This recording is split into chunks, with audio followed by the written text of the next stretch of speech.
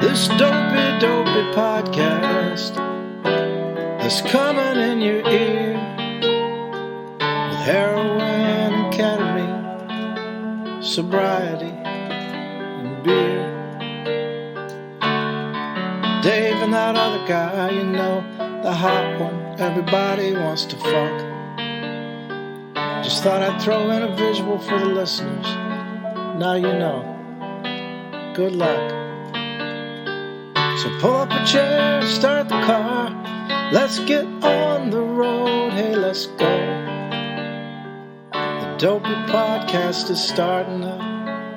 Welcome to the show.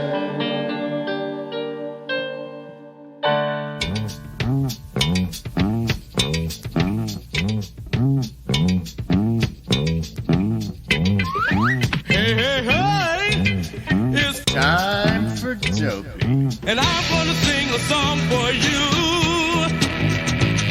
Damn, Chris gonna show you a thing or two. You'll have some fun now with me and all the gang, learning from each other while we do our thing. Na, na, na, gonna have a good time. Hey, hey. Na, na, na, gonna have a good time. Dave and Chris coming at you with music and fun. If you're not careful, you might learn something before it's done. Hey, hey, hey!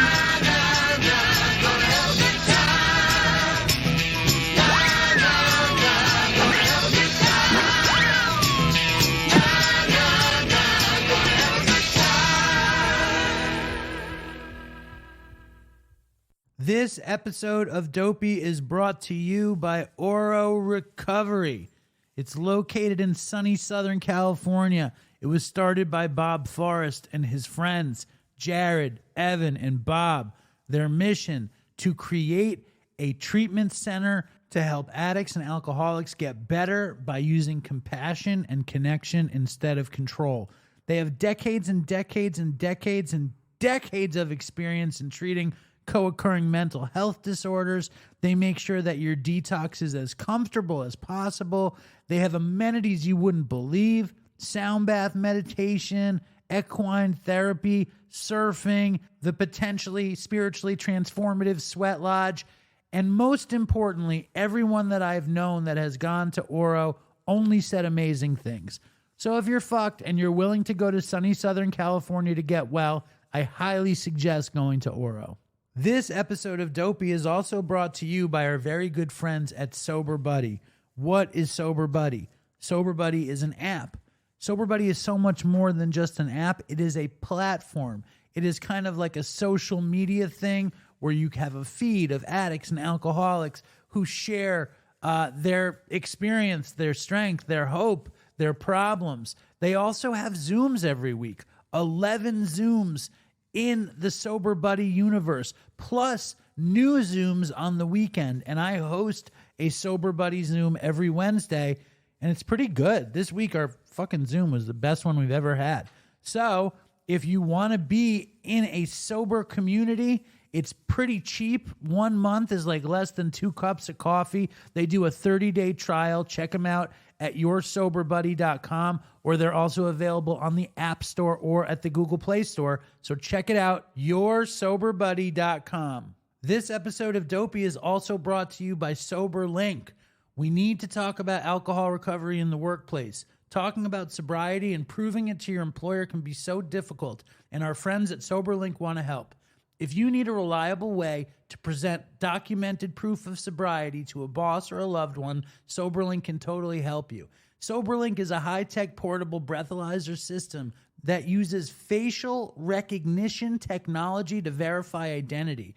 It has unique sensors to ensure that no other air sources are being used, and it sends results directly to your specified contacts. So there's no questioning whether or not you took the test or whether or not you altered the reporting. This is why SoberLink's remote alcohol monitoring system is considered the gold standard. Being in recovery from alcohol does not define the future of your career. Let SoberLink help you. Learn more about SoberLink and request an exclusive $50 off promo code by visiting www.soberlink.com/dopey. That's www.soberlink.com facebook.com/dopey. This episode of Dopey is also brought to you by The Phoenix. The Phoenix is an app. It is an incredible app. It is free. It is this amazing app that gets addicts and alcoholics in recovery together to explore having fun. Their specialties are physical fitness and music and art. They have a pickleball league. They do so much cool, fun stuff to make sure that addicts and alcoholics can have community and togetherness. All that they ask of you is to have 2 days clean and sober. I mean, for some, that's asking a lot. For others, it isn't. If you're looking to get involved and you want to do something fun, check out www.thephoenix.org. We're also doing an event with them at the end of April in New Orleans. So stand by. We'll have information about that. The Phoenix is incredible. They do yoga, hiking, music, art. You can find and connect with others who are in recovery, sober, curious, family members that have addicts and alcoholics in their family. Check them out at thephoenix.org, or even better, www.thephoenix.org/find-a-class or www.thephoenix.org/movement. Check out The Phoenix.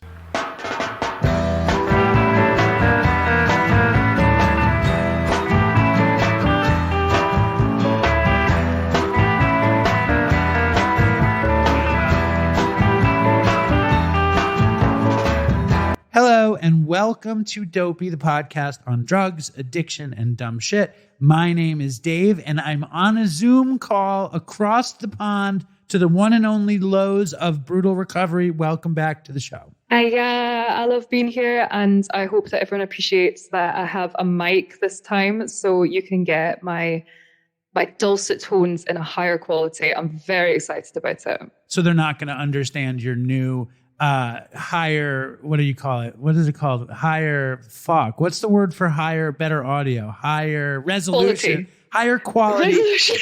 Still the same Scottish accent, now in higher resolution. You lucky things. Like, there's only 5 million Scottish people in the world. So the fact that you've got one in your show and it's in high resolution, like, we are in for... Why am I talking myself up so much? If people are in this for the first time, they're going to be like, who the fuck is this egomaniac on the show? Listen. That sounds funny. I think you should celebrate yourself. You are great. Do not doubt yourself for a second. Thank you. Or the Scottish people out there. We'll give a big shout out to Scotland. You know, I just got an email from a Scottish lady too. Do you want to hear the quick Scottish lady? She writes. Can I please hear it? She writes, "Hi Dave, just wanted to drop you a message to tell you how much I fucking love Dopey." No, I can't do the Scottish accent. I fucking love Dopey.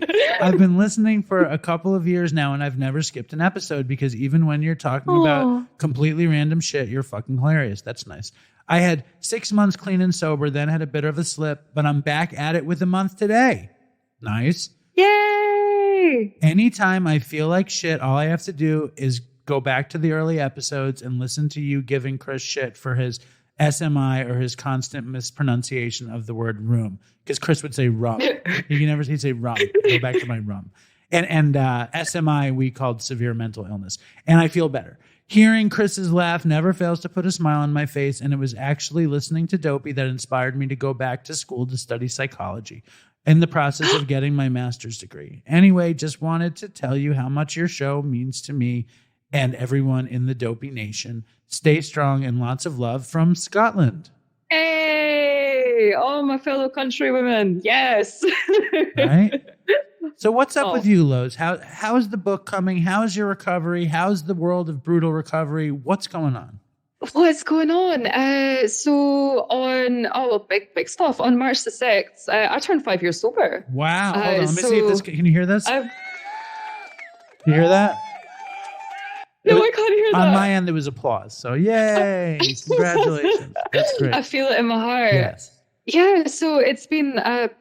it's been really good. Honestly, my kind of couple of months leading up to 5, and everyone kept saying like, oh, when I was coming up on 5, like it was really hard. Like it was really, someone literally said to me like, oh, when I was about to turn 5, I wanted to kill myself. And I was like, okay. And I said to when I turned 4.5, like I said to my friends with like 8 years, like, oh, people say that like 5 is really hard. And he was like, so what? You're just going to be miserable for 6 months. Like, just show up and see what happens. But like, I did feel really funny kind of the month before. And like, that was like, to be expected, because like I just turned 30, like I turned 30 in January. So it was like, two kind of big things happening within a short amount of time. So but since then, and I don't, it's not like I magically turned over a period of time and everything was okay, but I do feel like kind of someone described it as like an integration of self. So like, I'm feeling pretty comfy right now. Personally, like I have been writing like an absolute fucking maniac. Like I have been taking Stephen King seriously. Like I write for 2,000 words a day. I read for 2 hours a day. Like that is my job right now.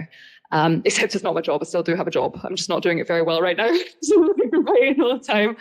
And like life-wise, did I tell you I moved in with my boyfriend and now cohabitating with him. So yeah, like all that to say, like I'm kind of acting like an adult. It's all happening. Last. So what are you doing for work right now? Right now, I'm teaching piano at the moment. I'm teaching piano, teaching singing, largely to kids, some adults as well. I've got some exciting adult students that I really enjoy working with. But yeah, largely at the moment, like in, music, the money is teaching small, rich children. And that's, it's fine. I'm not a children person. Like, I might have them one day, but like, I don't relate well to kids because like I speak to kids like I would speak to an adult. And I've got quite like I'm very verbose. Like I don't filter my vocabulary. So I find it really difficult to speak to children because like, which is hilarious because it's my job to speak to children, but like, and I was like, there was this one kid, like she was crying because she couldn't play a piece on the piano. And I was like, honey, like, you don't have to cry about that. Like, you should cry about things like famine. And she was like, what's famine? And I was like, okay. So, and then I like started to describe what famine was. And I was like, I just don't think that I should talk to children. That's not a normal situation for me. So how did you explain famine to her? I said, well, sometimes, where I wanted to go was I wanted to talk about the Irish potato famine and how it was like the English's fault. But I do this, like when I teach singing, I give them lots of Scots songs, and Scots songs are literally just like everything bad the English did. So like I'll give them the song and I'll be like, so back in the day when your people wanted to kill mine, this is what we saw. That's great. So, give us a little Scottish ditty for a sec. Do you want a wee song? Oh my God, I'm trying not to blow out the microphone because I'm quite loud. Right, what should I sing? I should say, I'll sing the Sky Boat song because everyone knows that because it was an Outlander. So this is for my Outlander fans out there, which I have not watched, but I live it every day of my life. So it goes, speed bonny boat like a bird on the wing, over the sailors cry. Carry the lad who's born to be king over the sea sky. That's that. Incredible. Is that all right? Okay? You just upped the velocity, the listenability of the show by that was amazing, Lois. I'm amazed. That's so beautiful. Oh my God. Well, that was my old job. Like I was a singer. Like I was a singer. And then it was in COVID that I decided I didn't really want to do that anymore, and I wanted to. I didn't know that I wanted to write at first. At first, I kind of just was depressed for a while and thought that I'd wasted my life. But it was like, I was kind of like, the singing thing has, I loved it as a job, but like I just didn't want to do it anymore. And I was like, oh my God, I chose this job like when I was about 5 and I'm still doing it. And I don't really,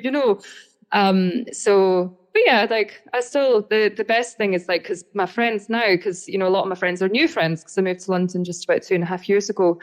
So they don't know that I'm an opera singer. Like they don't know that I was like a professional singer. So like if we're ever in like, a birthday setting and they're looking for a happy birthday and it's like, oh, here's Laws. Like she's our sober friend because she was a drug addict once. And then I'll like start singing like an operatic happy birthday and people will just look at me like, what the fuck is this woman? Like what is she?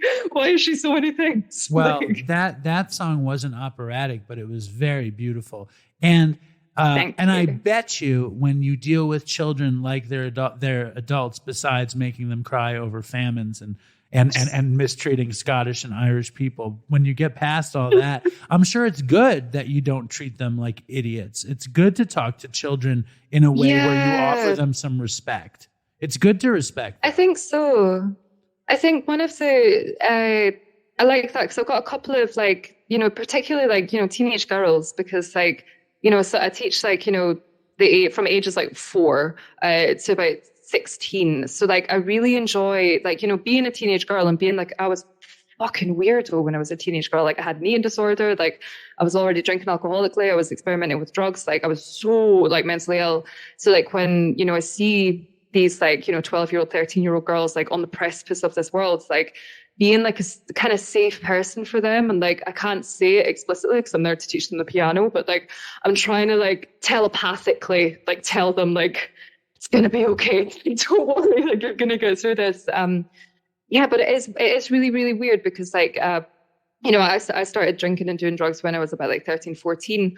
So when I see 13-year-olds and I'm like, wow, a child, I'm like, oh, fuck, was I actually a child? Like when I was doing all of that stuff. Right. It's wild. That's unusual. My older daughter just turned 13.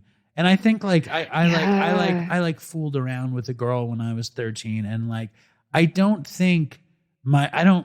have no idea what my daughter is doing or not doing, but I don't think she's doing drugs or fooling around. Or I think the phone has really changed everything, and kids don't do bad stuff besides go on the phone now. I think that's all kids are doing. Instead of like fucking and doing drugs and drinking and fooling around, they just on their phones and doing Be Real. I think as well, like there's that idea that because everything is so everything's so broadcastable now, and there is so much fucked up shit that I've done that like I am grateful every day of my life that there was not camera phones when I was young. Like there was only like word of mouth. So like, do you think that, you know, kids today are like kind of put off being as disgraceful in public as we were? Because of like the potential of that, the potential of having it immortalized. I don't think it's that. I mean, maybe. I think it's more that the phone is so seductive and there's so much stuff that's happening, is that it sucks them in on all these levels where maybe we were bored and like we only had so many options. But for some reason, I think also the phone, it validates children in a way that we weren't validated when we were children. You know what I'm saying?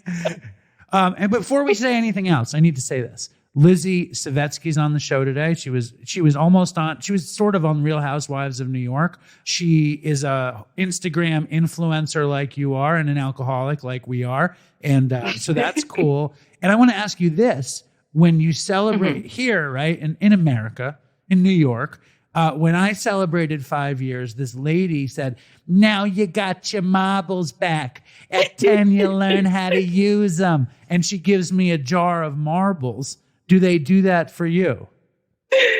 I got marbles. Yeah, someone gave me marbles. Nice. And the person that said that to me is one of my favorite people on earth. And he's from Yorkshire. I can't do a Yorkshire accent. Do a little. Give us a little. Come on. I can't. No, I will not. I will not injustice this wonderful man by imitating a Yorkshire accent. And if anyone is from Yorkshire, they'll be really upset. I can't do accents. Like I can. This is the only accent I've got. You can't do a Long Island. You can't do a Long Island woman's accent. No, and I lived with someone from Long Island for a year. Like I would have at least I would have at least had a little bit of that. I just can't do it. Like I speak languages well, but I don't do accents.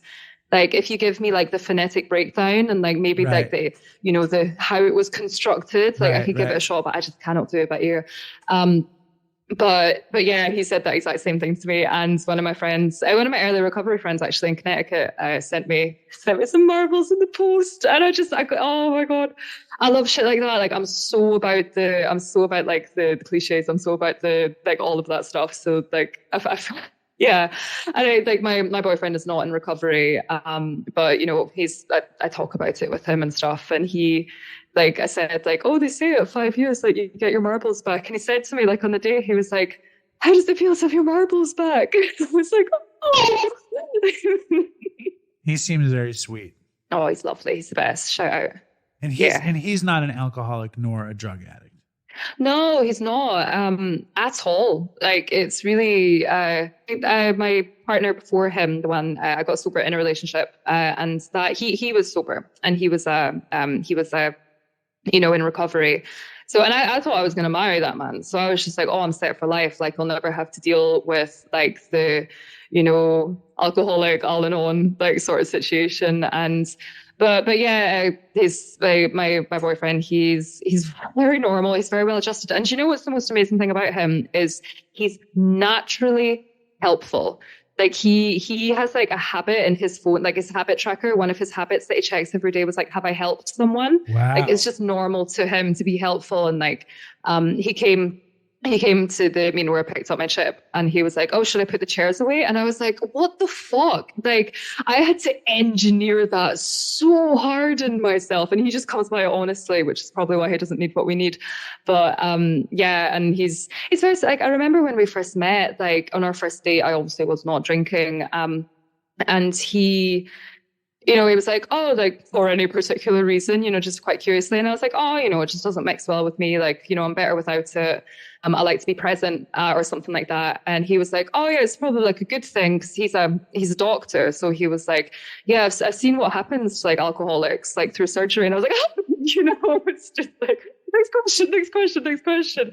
But it obviously did come up. And like when, I was like slipping off in the mornings, doing my morning meetings, and, he never questioned it. And then, I eventually told him, like, somewhere down the line, like, just so you know, like, I'm not just like a non-drinker, like I'm actually in recovery, and like it's really serious. Like, it's something that I've got to take very seriously, because the reason I'm sober is because like I almost fucking died. And he was so unfazed by it. Like, I was expecting something. And he was just like, oh, okay. It'd be like, awesome cool. if it's like if he followed Brutal Recovery on Instagram, but he didn't know that you were Brutal Recovery, and you have to run off on the dates and post something, and you'd be like, oh, I'll be right back. And then he's looking at the phone, and he's like, oh my God, this Brutal Recovery is so funny. And you're like, oh yeah, like it's like the comic book superhero, but you're, Lowe's by day and Brutal Recovery by night, and he doesn't know. And then you're posting, and then you're like, I need to tell you something.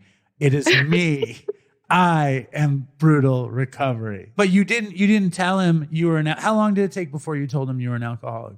So I waited a while, because my tendency in relationships before was to use it as like a bargaining chip to like make people be like, to take care of me, to be like, oh, like I'm this fragile, broken woman, and like I'm being so brave, please love me. Or on the other hand, to be like, listen, like I don't fucking need you. Like I've been to hell and back. You have no idea what I've survived. Like those were like my two modes. So like,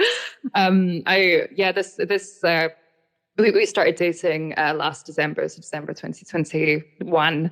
And like I was really conscious this time. Like I really, really, really took my time. Like I was like, okay, like before I get to that part of my life, like I've got to go through interests, principles, family, like, you know, what I like to do, all of those things. So like when, we eventually started to get closer, like on an emotional level, and like I knew him, and it was about the time that I was kind of like, I feel very seriously about this person. So like, I kind of owe him this like little part of, not that I owe him anything, but I was like, if I'm to get closer to this person, like it would benefit us both if I was a little bit more transparent about this. And also because like sometimes my recovery is quite inconvenient. Like, my phone is never not fucking ringing. And, I've got to go to fucking community centers, like, however many times a week. So, but he's never questioned it. He's never said like, oh, this is annoying, like, or why do you still do that? Like, you've got 5 years now. Like, he's really supportive, and he thinks it's quite funny. Like, he's just like, does he know? Like, okay, does he know about like the Instagram and what you do and all this stuff? Does he loves it? Like, he thinks it's so funny. Like, he doesn't like. I think it's. I mean, maybe he'll disagree with me, but like some of them, like he doesn't get. Like the ones that are like really specific, like only we, because of like our shared experience, would get. Like he can understand in some way that that's funny. Like he can laugh at it because he knows that it's funny to me.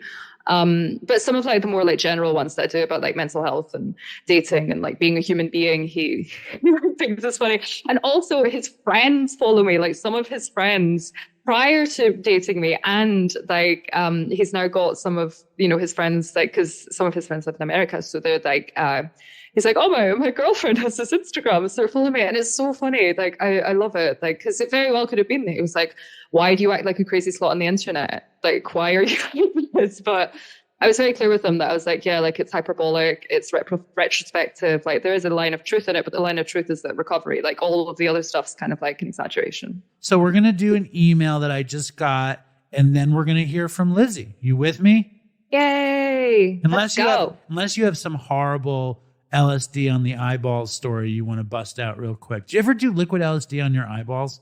I never did liquid LSD on my eyeballs. Is that a yet? And wait, did you? No, I always wish I had. I never had no one ever showed up with the marine bottle. It's all I ever wanted, and it never happened for me. Have I told you that? I think I've said this in an episode before, but the only drug I was ever discouraged from taking was LSD.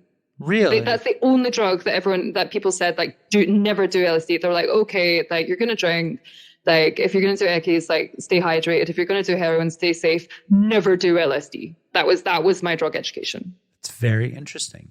It's very interesting. All right, and now so all these now all these sober microdosing people, like it's a thing. Like it's such a thing. Yeah, it's very interesting. Anyway, here we go. Dear Dave, I'm catching up on my Dopey episodes, and I'm a little more than halfway through the Pam Gaslow episode, and I had to stop and write in. First of all, I want to say thanks for having someone who suffers from weed addiction on the show.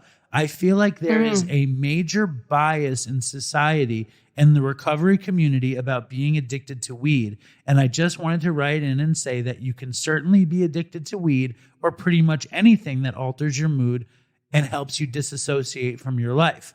I've been addicted to pills, have drank myself to sleep, have dabbled a bit too much in party drugs, and have had way too many relationship problems to even track.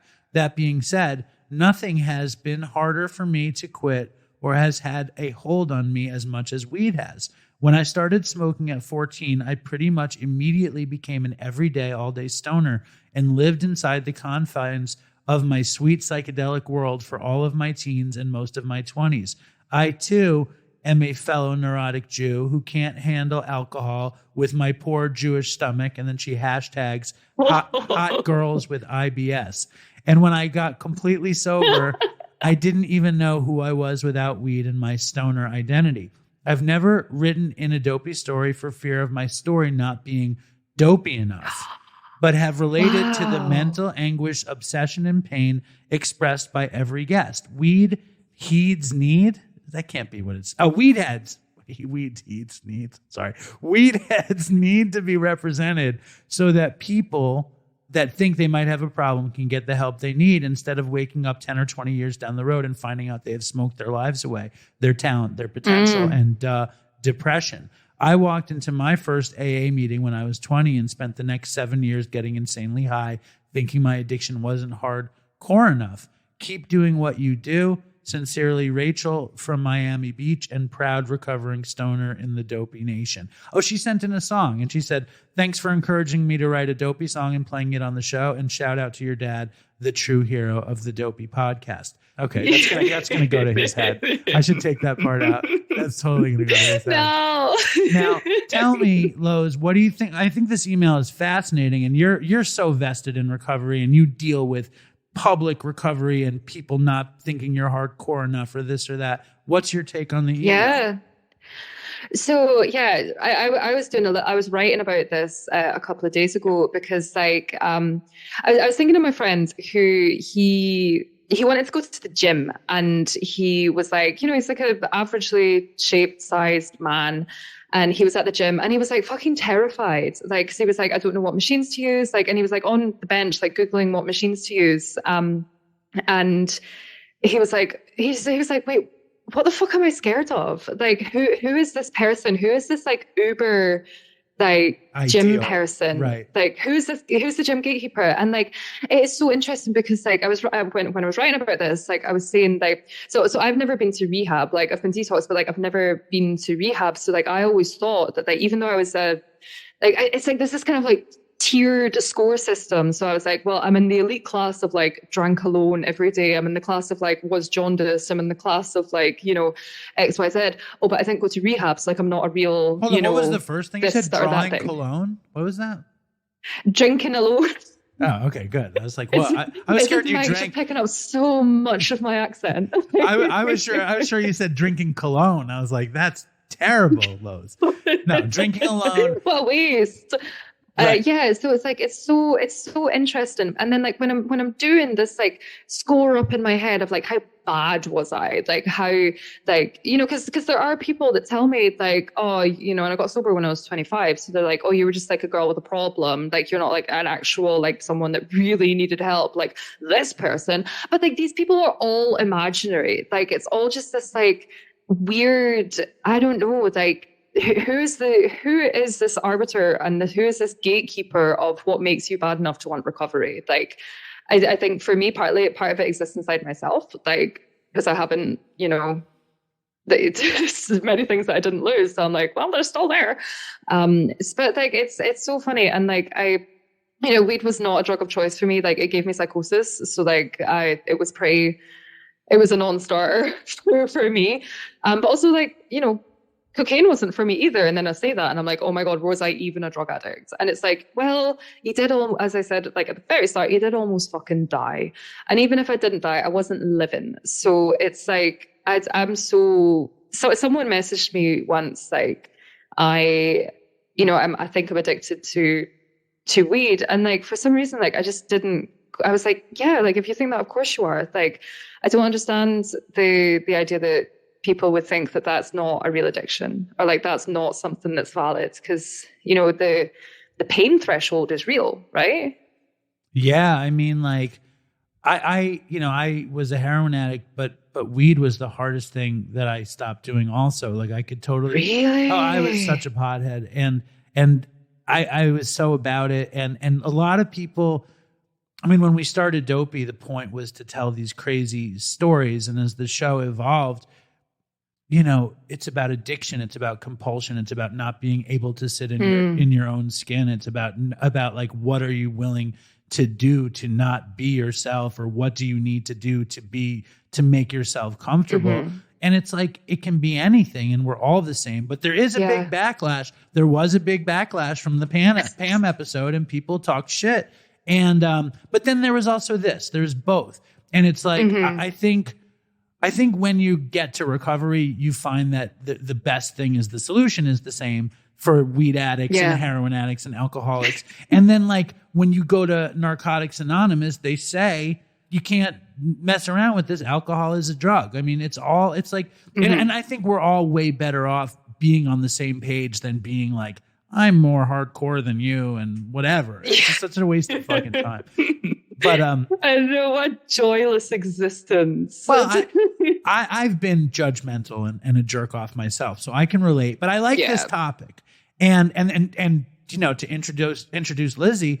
Lizzy Savetsky came to my house, and she's like, I'm an alcoholic, and she didn't want to talk about drugs. And she actually brought her assistant, Ronit, to make sure she didn't talk about drugs. But her alcoholic experience was a profound story. So let's play Lizzy. Mm-hmm. Let's play Lizzy. Okay, you ready, Lowe's? Lowe's and Lizzy. I'm ready. Let's go. 2 L's. And Britta, who's our resident art maker, has made some really cool Lowe's and Lizzy art that I need to show you. So I'll show you. Oh, can't wait to see this. Okay. Here's Lizzy. Before we get to Lizzy, I want to say that this podcast is sponsored by BetterHelp.com. When was the last time you learned something new about yourself? I feel like when I'm coasting, I don't learn anything about myself, but when I talk to a therapist, it's easier to see what's going on and how I can learn a little bit. Therapy is an incredible mirror to hold up to myself so I know who I am and where I'm at. Getting to know yourself can be a lifelong process, especially because we're always growing and changing. Things happen. Therapy is all about deepening your self-awareness and understanding, because sometimes we don't know what we want or why we react the way we do until we talk through things. BetterHelp connects you with a licensed therapist who can take you on that journey of self-discovery from wherever you are. Therapy has been incredibly helpful in a few areas of my life. I cannot suggest it enough. If you're struggling, talking to somebody that isn't you can really, really help. If you're thinking of starting therapy, give BetterHelp a try. It's entirely online. It's designed to be convenient, flexible, and suited to your schedule. Just fill out a brief questionnaire to get matched with a licensed therapist and switch therapists anytime for no additional charge. Discover your potential with BetterHelp. Visit betterhelp.com/dopeypodcast today and get 10% off your first month. That's betterhelp.com/dopeypodcast. It's better to talk to someone besides yourself. They can help you see what the fuck is going on.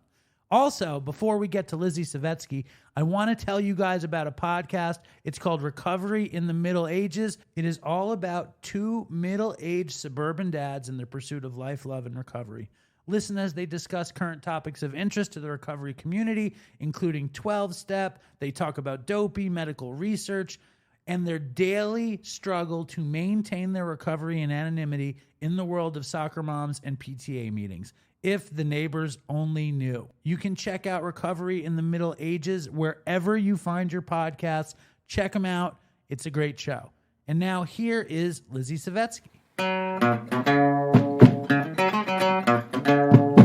I'm in my dad's kitchen with a very famous Jewish woman, Lizzy Savetsky, from ex-Real Housewives, hardcore Instagram. What am I not supposed to say? She brought her assistant Ronit, and Ronit is like a nervous wreck that Lizzie's gonna ruin her career here, and they're eyeing each other, speaking in some sort of telepathic Jewish woman language. So what did I say wrong there?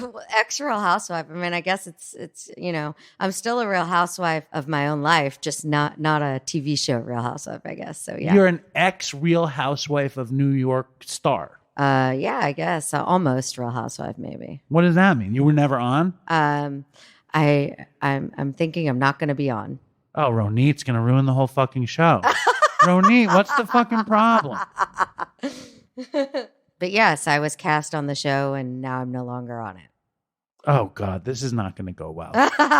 It's such a juicy, crazy story, but our show is not about Jews and Gentiles and race and ethnicity and all that. It's about drugs, addiction, and dumb shit. Yeah. And you are recently sober, so I'm mazel tov on that. Thank you, which honey. is awesome. Yes, I'm very grateful. Thank God, by the grace of God. Okay, let's start there. Right, You're very Jewish. I'm extreme. I'm like as Jewish as you can be, but I'm not like I'm like not married. I had kids with a Gentile. Yeah. 2 half Jewish children, but I'm. My blood is very pure. Yeah, you strike me as strong Jew. Very Jewish, yeah. Right? I struggled in the beginning in terms of my sobriety with higher power stuff. Yeah. And I went to Hebrew school at Gramercy Park.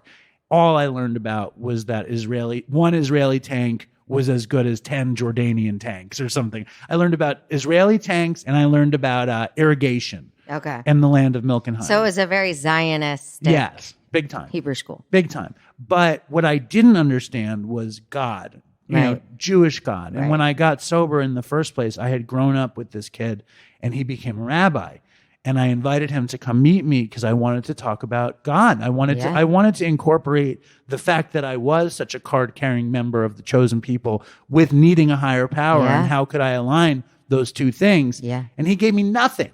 Zero. That's so when you got fascinating. I know he didn't send me any. He told me I literally grew up with this kid. Like now he's a 48-year-old rabbi who lives in Israel, and he didn't send a fucking thing. Fascinating. I'm not going to shame him on my show because I still have some love for him. Okay. He was one of the leads in our West Side Story production in 1986. I love West Side Story. The same production that inspired Lin-Manuel Miranda to become Lin-Manuel Miranda. No way. Yes, okay, indeed. so maybe it was the rabbi. You blame him. No, maybe he, inspired Lin. He was very, very charismatic. Yeah. What I want to know is, because I've heard you talk about God, you just mentioned God. Yeah. Is it Jewish God? Is it a God of your understanding? How do you deal with it? So I found God. I was, it's funny, in the past couple days in recovery, I've heard two different people on 2 different days in 2 different places say, I'm a bagel Jew. And I never heard that before. What does that mean? A bagel Jew, according to these people, means that they are Jewish atheists, like Jewish of the Jewish people, but not of the Jewish religion, which I think is confusing to some people. But Judaism isn't just a religion. It's not just a belief system, but it is a people, And my dad would never call himself a bagel Jew. He calls himself an Orthodox atheist. Is what my dad calls himself. And I know so many people like that. And I wouldn't say that's how I was raised, but I somehow came to that. I mean, I think. Were you raised Orthodox in Texas? No, I was raised conservative, but I was raised conservative. You were? Yeah. So, conservative for those out there who don't know, that means that you believe in the same rules and values as Orthodox Judaism. You just don't really keep them all because you don't think it really aligns with our life today because it's less hard. practicing. Yes, less practicing. Exactly. Same beliefs. Yes, same beliefs. So, whereas I think Reform. Guitar playing women rabbis. Yeah, exactly. It's a whole mess. Yeah, you said it. But God bless anyone who wants to bring any spirituality into this world. I'm all for it in whatever form they want to do it, as long as it's not hurting anyone. So Lizzy, tell me about how did you incorporate, did you need a higher power when you got sober? So I became Orthodox in college, and part of that was because we often talk about this spiritual malady, this God-sized hole that we have as addicts and alcoholics. And I had that, and I was really seeking to fill it with all sorts of external things. And so I knew that I was leading myself down a destructive path even when I was, 21, 22 years old. And so I ended up finding this Jewish outreach organization on NYU's campus, getting super involved with it, really found a lot of meaning there, and moved to Israel the year after college to really focus on my Jewish identity. And that was getting stronger, but, so was my addictions, and so was my self-destructive behavior. So I always had God in my life, even when the times are bad. And so when I got sober, I had a higher power already. I was very lucky. I think a lot of times for people who are first getting sober and they've never had a relationship with God, I think it could be a lot harder. I was very blessed in that sense that I already had that connection. It was just I didn't have the other component, which was, a program, a connection with other people who were like me. Totally. Now, when did you start using stuff? So I had my first drink I think I was in 7th grade. I was pretty young. My best friend and my cousin and I were at my house, and we waited until my parents went to bed. And it was my idea. I was always the ringleader with these things, and I peer pressured them. I was like, let's try drinking. And I knew where my parents kept the liquor. My parents never drank. You were like 13. Yes. I had never. Bat mitzvah? Yes, post bat mitzvah. I had never been around drunk people. My parents never drank, but I knew that we had alcohol in the house, and I was very curious about it. And so I thought this would be like a great way to try it. It would be our contained little. So we waited till they went to bed, and we got a bottle of Jack Daniels, and we poured it in glasses. And I remember I took out a bottle of apple juice because it looked like similar color. Wow. And that way, if anyone woke up, I'd be like, we're just having some juice. You had it all set up. Yeah, but we didn't know how much to drink because we were like children. You were children. Yes, we were children. And so I just remember we drank way too much. And my cousin ended up getting really sick. And it was the day after Thanksgiving. And I think we said she had like food poisoning or something. And nobody questioned us because nobody would have ever thought. Like, I have to paint this picture for you. I was maybe 13 or 14, but I looked like I was 8. Like, I was a very late bloomer and really like grew up super sheltered. Like, I don't think anyone would have been suspicious that I was like up to no good or anything like that. So nobody really questioned us. And after that, I didn't have a drink again until 9th grade. I was at a party. I was sleeping over. Did you get sick when you were 13? I didn't. No. But you were just like, it didn't have that much of an impact. I didn't have that much of an impact. I was kind of jarred by the fact that my cousin got sick and was throwing up. And I guess I wasn't scared, but I wasn't all that enticed to do it again. It wasn't like this aha moment or anything like that. was like, okay, I tried the drinking thing. That was like, I liked doing this like rebellious, naughty thing I wasn't supposed to do more than I actually Liked the thought. thing. Yeah. Exactly. How old are your kids? 10 and 8. See, and my old 3, 10, 8, and 2. Yeah. Amazing. My older daughter is 13 now. Yeah. So like I hear this story and it's just like, ugh. You know, and I think I am under the understanding that phones, although they are the root of all evil, are keeping kids like from drinking and doing drugs and fucking at an early age. Oh, yeah? It's amazing. Why is that? Oh, because they're just distracted. yeah, they're so obsessed with their phone, they're not interested. That's fascinating. It is. Oh, that's reassuring. Okay, good. In a way. You be addicted to that phone. You go for it. But they're addicted to the phone, and we don't know what the outcome of screen addiction is. No, we don't. So you're in high school. Yeah.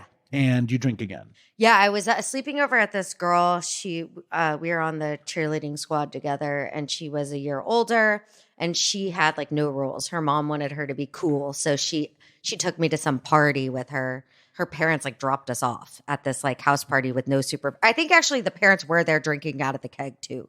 No.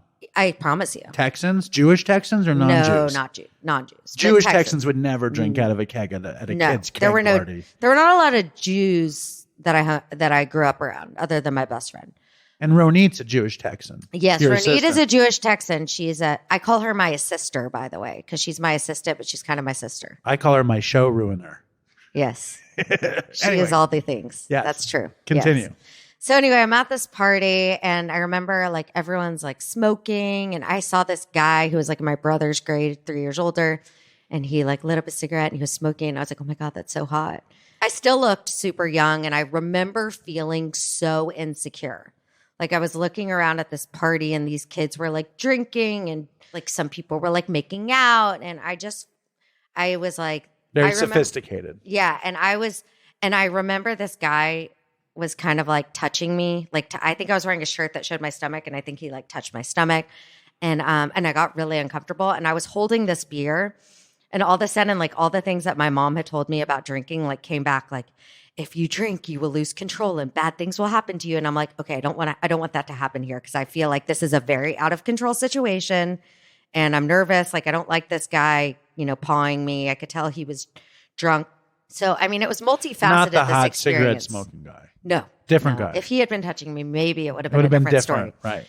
Yeah. And I just remember having like fear, but also being like intrigued, and wanting to fit in and not feeling like I did. But I didn't get drunk that night. But I did drink the beer, and I was like, this is kind of gross, but. It was a remedy for the fear. A little bit. Yeah. I mean, the first time I drank to black out. Like I drank, I was at a summer camp. I was a waiter at a summer camp. Oh my God. And how old are you? I was like 15, 16, something like that. And I was depressed. I didn't have friends there.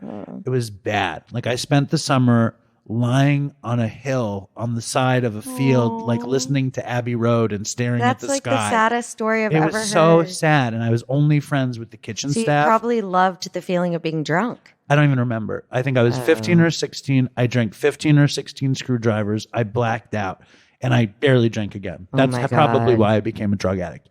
So interesting. But at what point are you starting to? But I did it because I was so out of it. You know what I mean? Like it was like the first time that my alcoholism really showed itself. Yeah. But it wasn't necessarily the drinking that showed itself. It was the total feeling of not belonging. For sure. And I know that feeling. I went to school in Manhattan, where Lin-Manuel Miranda went to school, on the Upper East Side. I mean, I'm much older than him, but I had the same friends from when I was like 4, and I still have them. So it wasn't until I wasn't with them that all of my alcoholism addict shit kicked in, because I was probably... Your security blanket was gone. 100%. So when do you start drinking to a point where it's like, this is my tool to fit in. This is my way to have fun? So I started that, I drank throughout high school. Like I remember there being moments of that feeling like the guy that I like had a thing for was like making out with another girl. So, I'm going to like take 17 shots and puke my brains out, that sort of thing. But, in high school. Yeah, in high school. But it wasn't like it was like, yes, it was a medication, but it wasn't a regular routine for me. I didn't I still wasn't like, I wasn't drinking all the time or anything like that, but I had used it for the wrong reasons. You know what I mean? Like you couldn't forecast alcoholism at that point. No, oh my God. Even up until I finally surrendered, I was like, I can't be an alcoholic. Like nobody in my family drinks. But I found out actually that my ancestors were bootleggers in Europe. So apparently they did drink. See, it was possible my great-grandfather was an alcoholic. It's unsure, but it's a great Jewish story where it was Passover and my family went to the Catskills to do Passover. Oh, yeah. And I guess they go to the Catskills to do Passover and my great-grandfather shows up and he's supposed to, you know, lead the Seder and be well dressed and stuff, but he didn't bring his shoes. Instead, he brought a bottle of whiskey, and the great line was, "Villy, you bring the whiskey, but you forget your shoes." And so, like, that's the only like trace of alcoholism in my family besides me. Did you smoke weed in high school? Was that a thing? Yeah, did you I like did. weed? No, it was, for me, it was kind of like how I feel about sushi. Like I really wanted to like it because like everyone else likes it and it seems like it's a good idea, but it just was never my thing. I feel like that about sushi too. I really love weed though. Oh yeah. Sushi I'm starting to like now. Yeah. I finally just said you this gave isn't up. for me. Yeah, I gave up. I just own it. I don't like sushi. I don't. And you didn't like pot? I didn't like pot. I tried. I get really paranoid. I mean, I had like I get it. I understand it. Like I've had No, it's all neurochemistry. It's all brain chemistry. Yeah. What you might like and what you might not like. It's definitely not my jam. No. I hated Coke. Coke did not suit me. I was so up that if I did Coke, I got uncomfortable. Interesting. I loved downers. You needed to be sedated. I loved downers. Yeah. I loved weed. I really liked psychedelics. So are you not a caffeine person? I love caffeine. Oh, yeah. Okay, so you're not too up for caffeine. No, but I'm like unaffected by caffeine. Like I could drink coffee at like 10. Oh shit. And still be asleep at 11. Like it's not. That's like a superpower. I know it's not a great one. It's not as good as like flying or telepathy if it was. So funny. But did you do psychedelics or anything? No, never did. But I feel never like, did. You know what's funny? If I wasn't sober, that would be the one thing I would be curious about because I like the idea of like mind expansion. I think like, I don't know, I feel like you probably get to go to a part of your brain and discover things that you reap the benefits from after, not just like alcohol where you're drunk and then you have the repercussions and, you know, but I don't know. Maybe I'm just now romanticizing this because I'm sober and it's never going to be an option for me. I think it's a good way to keep it. You know what I mean? Like, well, I'm not going to, so. Well, I don't mean like you shouldn't do psychedelics. I mean like you made it this far. Yeah. You are sober. Yeah. I really liked psychedelics and maybe one day, like, I mean, there's a lot of conversations about psychedelics in sobriety. Like people talk about Bill Wilson taking a bunch of acid. I know. By the way, like Bill Wilson and the LSD, I was shocked to learn this. I mean, I don't know the details, but I so many people have sent me so much information, but I have a hard time like absorbing some information. Yeah. From what I understand, in the mid 60s, Bill Wilson and Timothy Leary, who was the big LSD guy, became very close, and Bill Wilson started tripping LSD. And supposedly, I mean, the other weird thing about Bill Wilson that's not discussed very often is that when he got sober and had his white light experience, he was getting this belladonna treatment, and the belladonna treatment is psychedelics. Oh. So he had a white light moment on drugs. He had a white We've light. We've all had white light moments. He had a under white the influence. He had a white light moment on the belladonna treatment, and now all of us are abstinent in the wake of that experience. That is actually, that's the most upside down. I know. Inside out. It's a fascinating detail. Okay. So let's hear about like, when did it get bad? Like what happened? I became a daily drinker when I went to Israel for the year after college because I was, as you just described with your summer camp experience, in a foreign place. How was Israel? People I didn't know.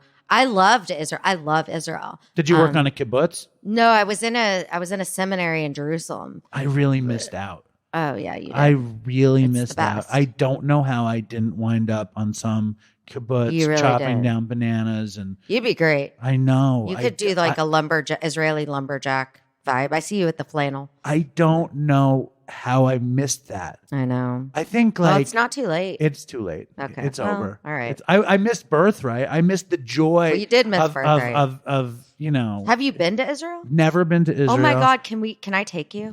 Yes. Can we do Dopey from Israel? Dope. Well, only if you're willing. If you don't bring Ronit, we're willing to go. We're willing to go further. You know, my mantra is I don't roll without Roro. Listen, I think it's a beautiful relationship. Ronit seems like a Codependent? sparkling individual. She seems like a wonderful person, but she doesn't want you to talk about drugs on Dopey. And that's a rough spot for me to be in as the person that makes the Dopey podcast. Fair. That's a fair assessment, right? Fair. So let's get back. I mean, last week, Fentanyl J was talking about how he would have to break down his crack with lemon juice before he injected the coke into his neck. And Ronit is, you understand. Yeah, you understand yes. my situation.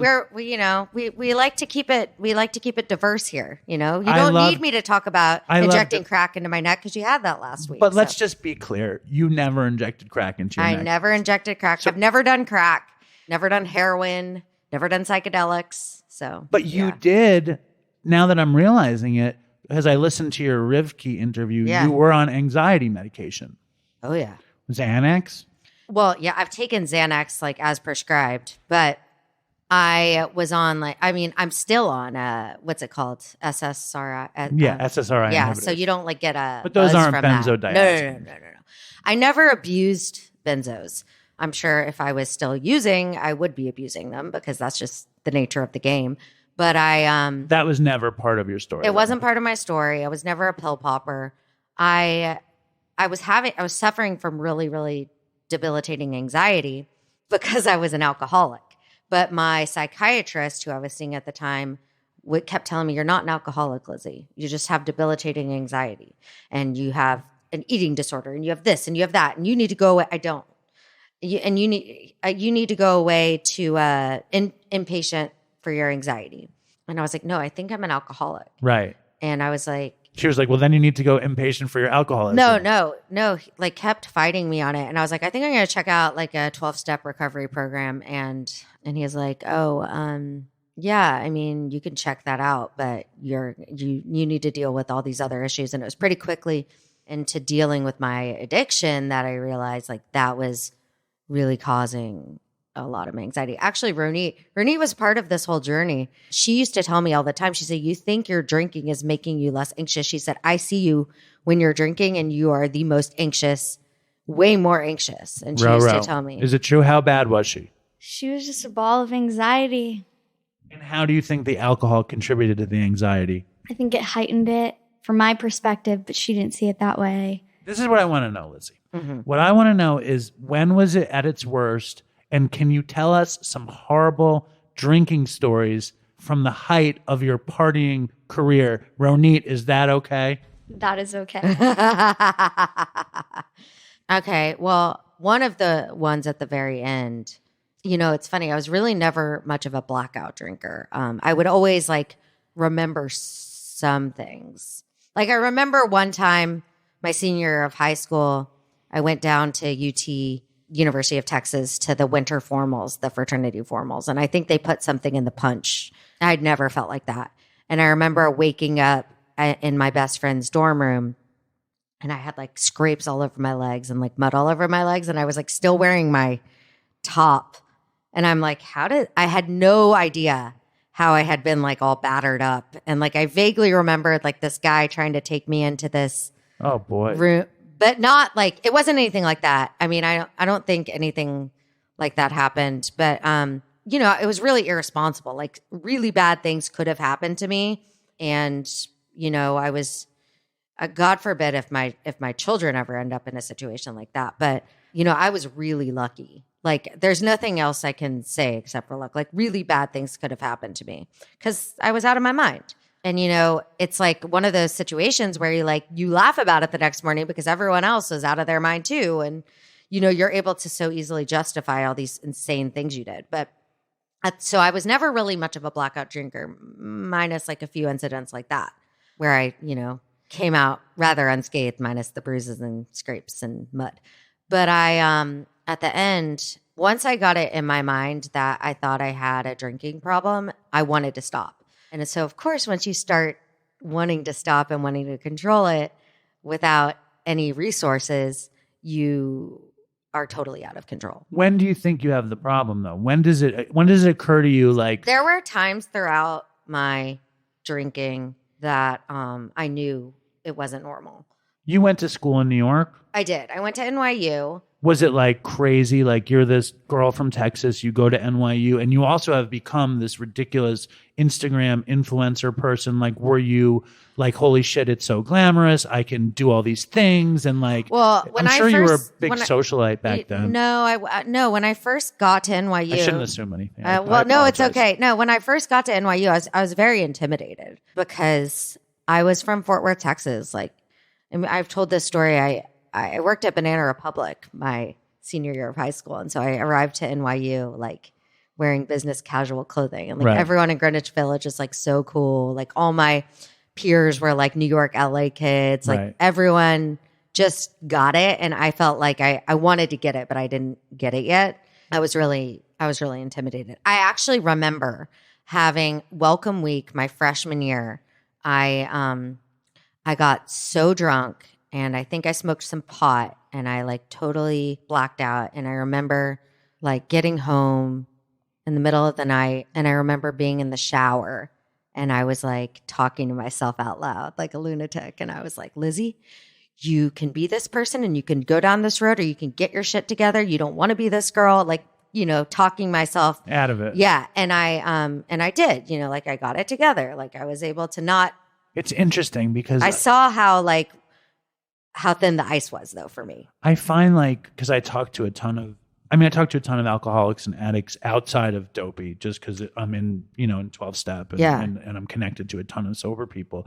But I find that when we as a kind of people or a group or whatever talk about those moments, it becomes this weird we moment in ourself. Like you're in the shower talking to yourself, or like when I was using, I'd be like, what are we going to do now? Yeah. And I don't find that I do that now. Like it's not a we moment when I talk about myself, but somehow when I was using, it was. Isn't that weird? It's like there's two of me. There's this me and then there's this other What do you me. think that's about? I mean, for you and when you reflect on that moment. I mean, I think that I've always said that I have a duality inside of me. Like there's the devil and there's the angel. And my dad would even say it to me. Like, I remember this one night I had forgotten my ID. I was back home in Texas and I was going out with some friends and he had to bring me the ID to the bar. And he said, I looked at you when I handed it to you and I saw the devil's look in your eyes. And I know that I have that part of myself and they're constantly at war with each other, less so now. But that's what that's about. It's like, all right, which one are we gonna give into? The good one or the bad one? Right. And then so what does New York do to you from being like whatever, early 20s, teens to like sobriety? I mean, I bet you it was like a tumultuous run considering you got sober. Yeah, no, it definitely was. I mean, I'm an extreme person like most addicts and alcoholics I know. Like I'm all in whatever I'm doing. I think part of the problem for me is I happen to be like a very high functioning. I'm an overachiever. I come from a very long line of overachievers, and so perfectionist. Yes. So, you know, if the second anything was going to get in the way of me making straight A's, I was you'd alter it. Yeah, exactly. But it never did. Right. You know, and that actually is a curse because being high functioning can kill you. 100%. You know, because you're hiding it from the world, except for the people closest to you, like Ronit. Most people around me would have had no idea that I was really struggling. So, like, you know, I partied a ton. I figured out how to be a part of this crowd that I wanted to navigate. You know, it was pretty easy for me to figure out how to fit in, and part of that meant that I didn't really know who I was.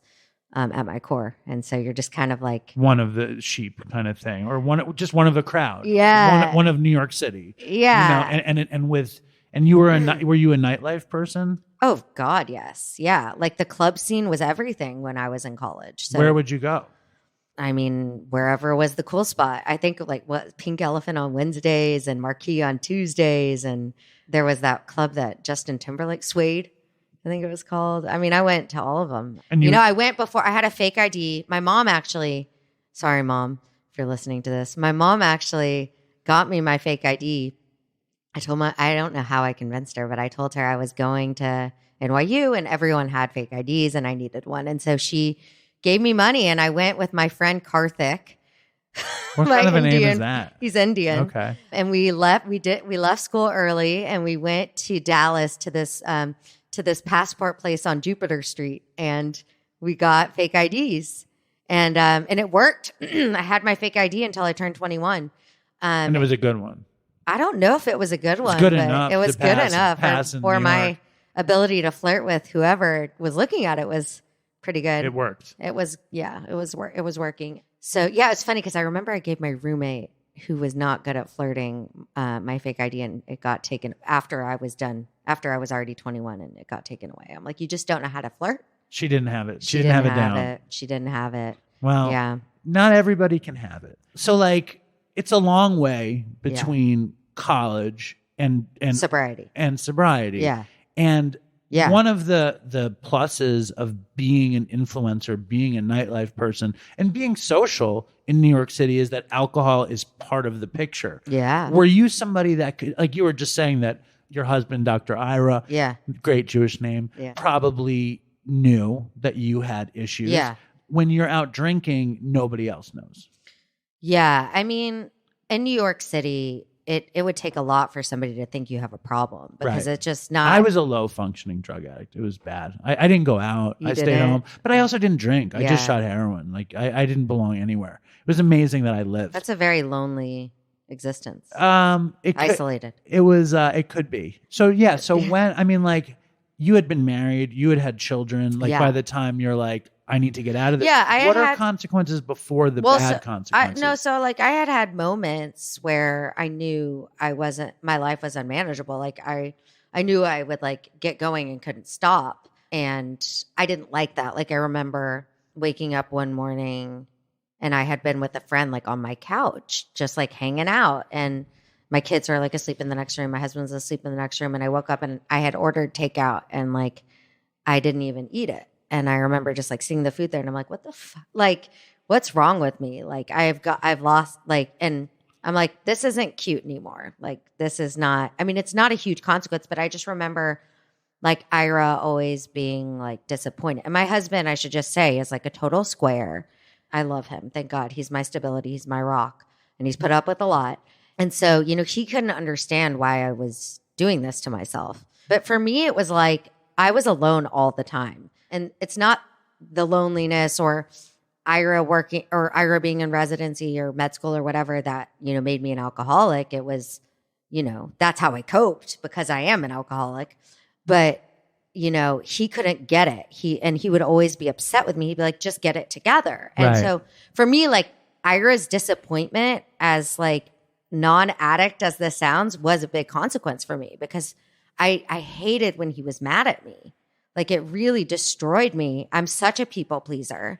I can't handle if you want to be upset whatever they want you to be. Yeah, and then I was very lucky that I never had any major consequences. The real like aha moment for me was I had actually like flirted with the idea of going into recovery. I think in 2017, 2018, there was only one person I knew in recovery, and so I called her after that night on the couch where I woke up with the food still there. And I don't understand the food still there story. Well, I just didn't eat it. Had you forgotten that you ordered it?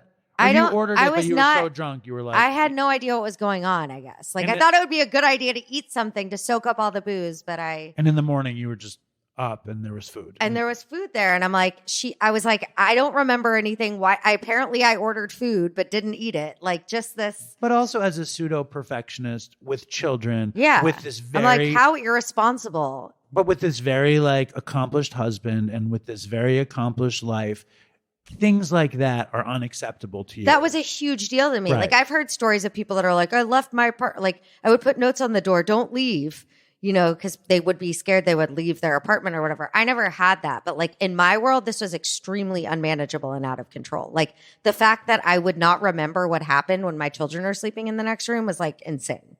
Like, that is just not who I am. That's not how I was raised. That's not what I'm comfortable with. And I think that's like the most important thing in general. Like, just because, you know, Fentanyl J shot crack in his neck or I shot heroin or whatever, consequences are consequences, and everybody has a different bottom and everybody has a different interpretation of what isn't okay. Yeah. And like, there's nothing wrong with that being your bottom. Yeah. Yeah. I mean, and so my real, like, for me, the most humiliating experience was towards the end.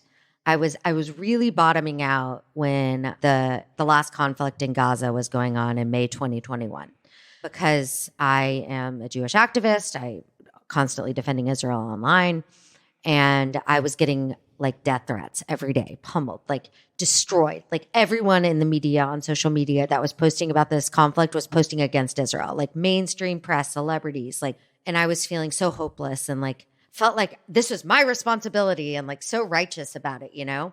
It was making me nuts. And like Ira's also powerlessness, right? Total powerlessness. And Ira is also very passionate. And like, whenever he's like my barometer. When I see him drinking, I'm like, oh, this is a stressful time. Right. You know, because I can't trust my own. Totally. You know, that's how I can tell when it's actually like a stressful moment. Like when people drink around the holidays when they're around their family, I'm like, oh yeah, okay, that makes so it sense. must be stressful. Yeah. So we were like feeding off each other with how like upset we were and how stressful this was. And I was drinking very heavily, and I was doing a live with the Israeli consulate of New York, and there were like thousands of people watching this Instagram live. And I was so drunk that I took some Adderall, and I don't have an Adderall prescription. And I hold on, Ronine, is this okay? Oh my God. Okay. And where did you get the Adderall? You know, I had sources. Okay. So you get what you need. Listen, who are you talking to? I'm with you. I got it from a friend, actually, who I won't name. And Leah McSweeney, probably. No, she was in New York. I was in Dallas at the time. So I got the Adderall. And the Adderall really was what screwed me at the end of my drinking, because it made me always think I was sober and could drink more. And how did you like it? Because I actually hated it. Okay.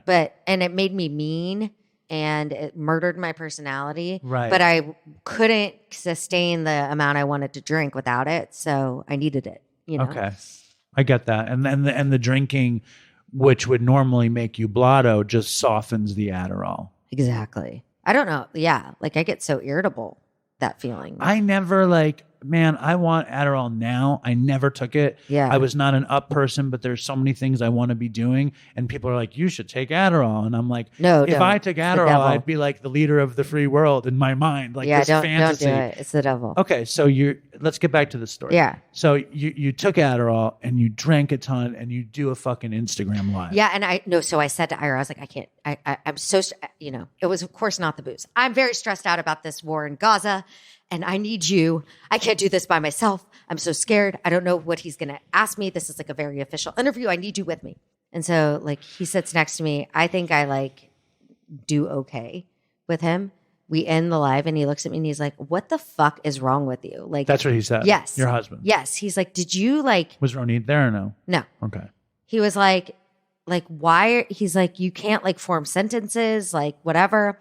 And people were commenting about it. They were like, why does she keep jawing like with her mouth? Like I had really bad dry mouth and I kept like moving my jaw. Right, and sure. I thought I was fooling everyone. Right. Anyway. Did anyone write she's on speed? Yes. People were like having talks she's about on meth, this. Blah, blah, they blah. thought I was like on coke. Right. I don't know. And I wasn't, but I mean, I guess it's kind of the same it's mechanism. very similar. Yeah. Anyway, I was mortified because like all I had ever wanted in life was to be purposeful and to be a light for the Jewish people. And like, here was my addiction, like getting in the way of that. And I'm like, I thought that my addiction was maybe helping me to cope with all these things and helping me to be this light. And I'm like, no, it's actually destroying me. And it was like, that was a white light moment for me. Like, oh my God, if I keep going this way, I'm going to destroy my dream and what I believe is my purpose as a career.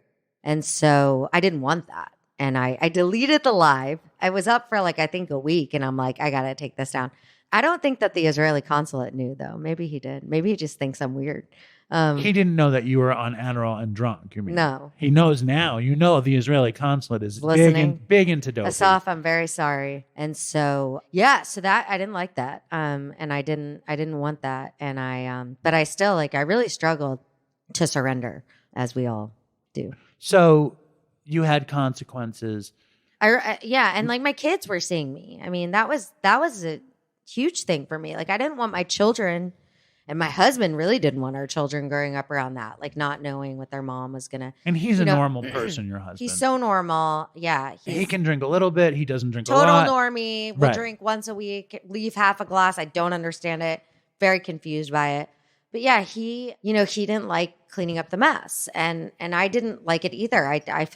I knew I couldn't control it. And you don't want to be that wife, and you don't want to be that mother, and you don't want to be that person. And I am not the type that is blaming everyone else around me. I don't deflect like that. I'm like, oh my God, they're right. I'm a horrible person. Up. I need to kill myself. Right. Yeah. And at the end, I was definitely thinking about that. So that moment they would happens. Be better off without me. Right. And you start, and that's classic alcoholic thinking. Yeah. So the piece of shit at the center of the universe. It's the best. It is the best term. It's the egomaniac with the inferiority complex, but the piece of shit at the center of the universe. Where did you hear that? At a meeting? Yeah, I've heard it a bunch. Yeah, in recovery. That was something that Chris used. The first time I heard it was when Chris said it. Oh, interesting. And then whenever I shared it at a meeting, I got lots of laughs. So I felt like people hadn't heard it. So maybe it's a Chris thing, and I just didn't know that. I don't think so. Props to Chris. No, I don't think. Yeah, loving. Yes, we'll We give love props Chris. to Chris, but I don't think he invented it. I think he would love to hear that people thought he did. So for all I know, he did. You have this fucking horrible experience. How soon after are you like, I need to fucking clean this thing up? I mean, I really fought it for maybe 2-3 months. I was buying books about not drinking. Did you buy Annie Grace's book? Which books were you buying? God, I don't even remember. Ronit would remember. What did I buy? I had one. I don't know. Ronit, what did she buy? I don't remember. Fucking Ronit. I know. Yeah, I was like, all right, let me just read this book, and then it'll, then I'll be good. But you drank through it. Oh yeah. And how much Adderall was on the table at that point? Or were you after that experience where you're like, I shouldn't take this? No, for sure. I had no control over that either. Because once I had a drink, if I had too many drinks and I needed to function, it wasn't a huge part of my story. I want to be clear about that. But it's a big part of the ending. It was a big part of the ending because I was so out of control that I thought that would help me get the control. Let's just add one more substance in and maybe I'll be able to control it. And it's the substance that's supposed to make us smarter and more capable and more attentive and more able to focus. Yeah. So it sounds like the greatest thing in the world. Yeah. So I made my way. I had tried to stop. It wasn't working. I started taking antabuse. Wow. When did you tell your doctor? No, my doctor told me that would be a good idea. That He's would like, you're work. not an alcoholic. Just take this drug. And anyway, I actually had a very bad reaction to antabuse, not from mixing it with alcohol, but I was going to say, yeah, most alcoholics do when they drink. Exactly. But what happened? Easy joke. Sorry. No, I was retained, I gained weight from it. I don't know if that's a common side effect or maybe I don't know. But I was freaked because I remember telling my psychiatrist that I had gained 6 pounds since I started taking it and that I was going to kill myself. Right. This is where my head was. This is ridiculous. Now I think about this, I can't believe this was less than 2 years ago. This person who couldn't, that's insane thinking. But you wanted everything to be exactly the way you wanted it to be. Yeah. And so it wasn't, I think I also I was blaming the antabuse because I didn't like the feeling of not being drunk. I felt crazy. I was I'm losing it. It took away what you wanted. Yeah. I was just losing my mind. And I did not feel any serenity whatsoever because just taking away the pacifier is not. No, it's the worst. It's bad. So I stopped taking the antabuse, and then a couple weeks later, I went to this event. I still told my husband that I wasn't drinking, and I went to this event, and I wasn't going to drink, and then of course I ended up drinking, and he picked me up. We had to go somewhere after, and he was like, "You're drunk," and I was like, "Yeah, I am." I couldn't deny it. And then Ronit's smiling because she remembers this night. How drunk was she, Ronit? Very drunk. What does she do when she's really drunk? She was very drunk, but she was still with it. I remember she pulled me into the bathroom, but I'll let her get to there. Yeah, so I walked in. We were staying at a friend's house because we were in between houses. And I pulled her into the bathroom. I guess I told her that I was very drunk. Were you demanding Adderall from Ronit's special stash? I don't know. Was I? No. No, she was not. No, I was embarrassed because we were in this woman's house and her son had just gotten in town. And I was like, I'm going to go down and say hi. And Ronit was like, no, Lizzie's going to bed. Like, trying to protect you as always. She was babysitting our kids. And so she was there when I got home. And I don't really remember. I think I kept saying Ira hates me. He's so mad at me. He's gonna leave me. Right. You know, I'm a horrible person. Like the self-loathing spiral. And then I think my kids heard and they were freaking out. Right.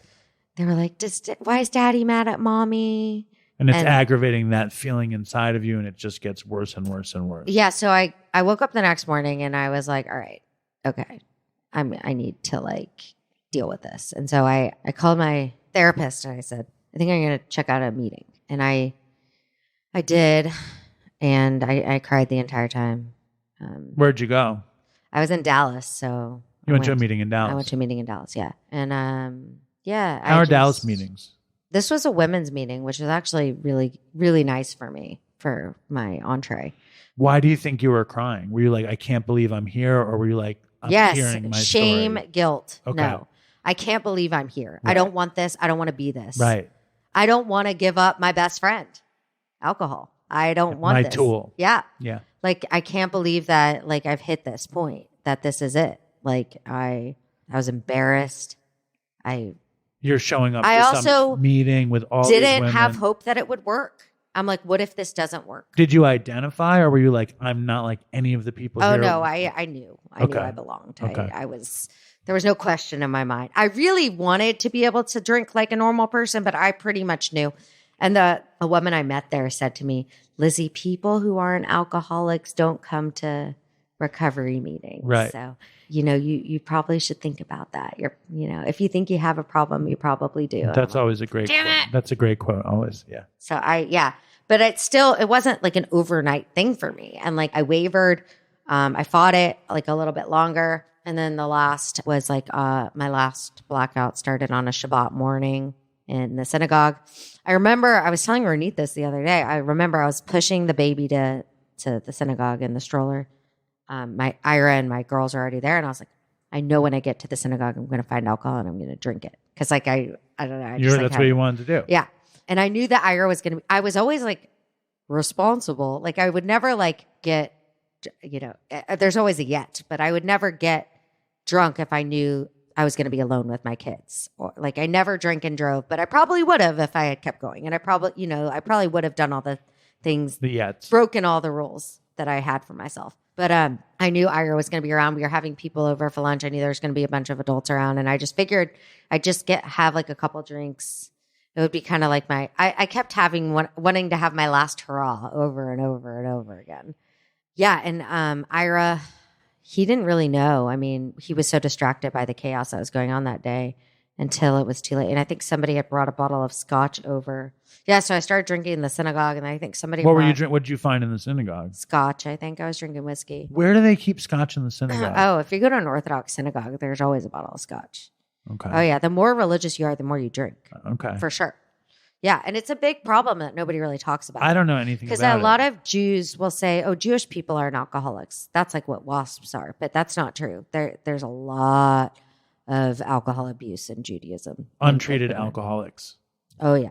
And I'm sure there's a bunch of treated alcoholics. Yeah, for sure. Well. I just didn't know them, but yes. And so, yeah, it was very easy. Why do you think, before we get to the solution and like what happened when you went home, why do you think in Orthodoxy there is a lot of alcoholism, and why are they not talking about it? Well, anything stigmatized is a no-no. Like you won't be able to find a shidduch. How are you going to find a husband if we know that your brother was a drunk over heroin? That's the whole. I love that. It's all about the image. Thank you. It's all about the image. Could you do a New York Jew woman before you were a New York Jewish woman?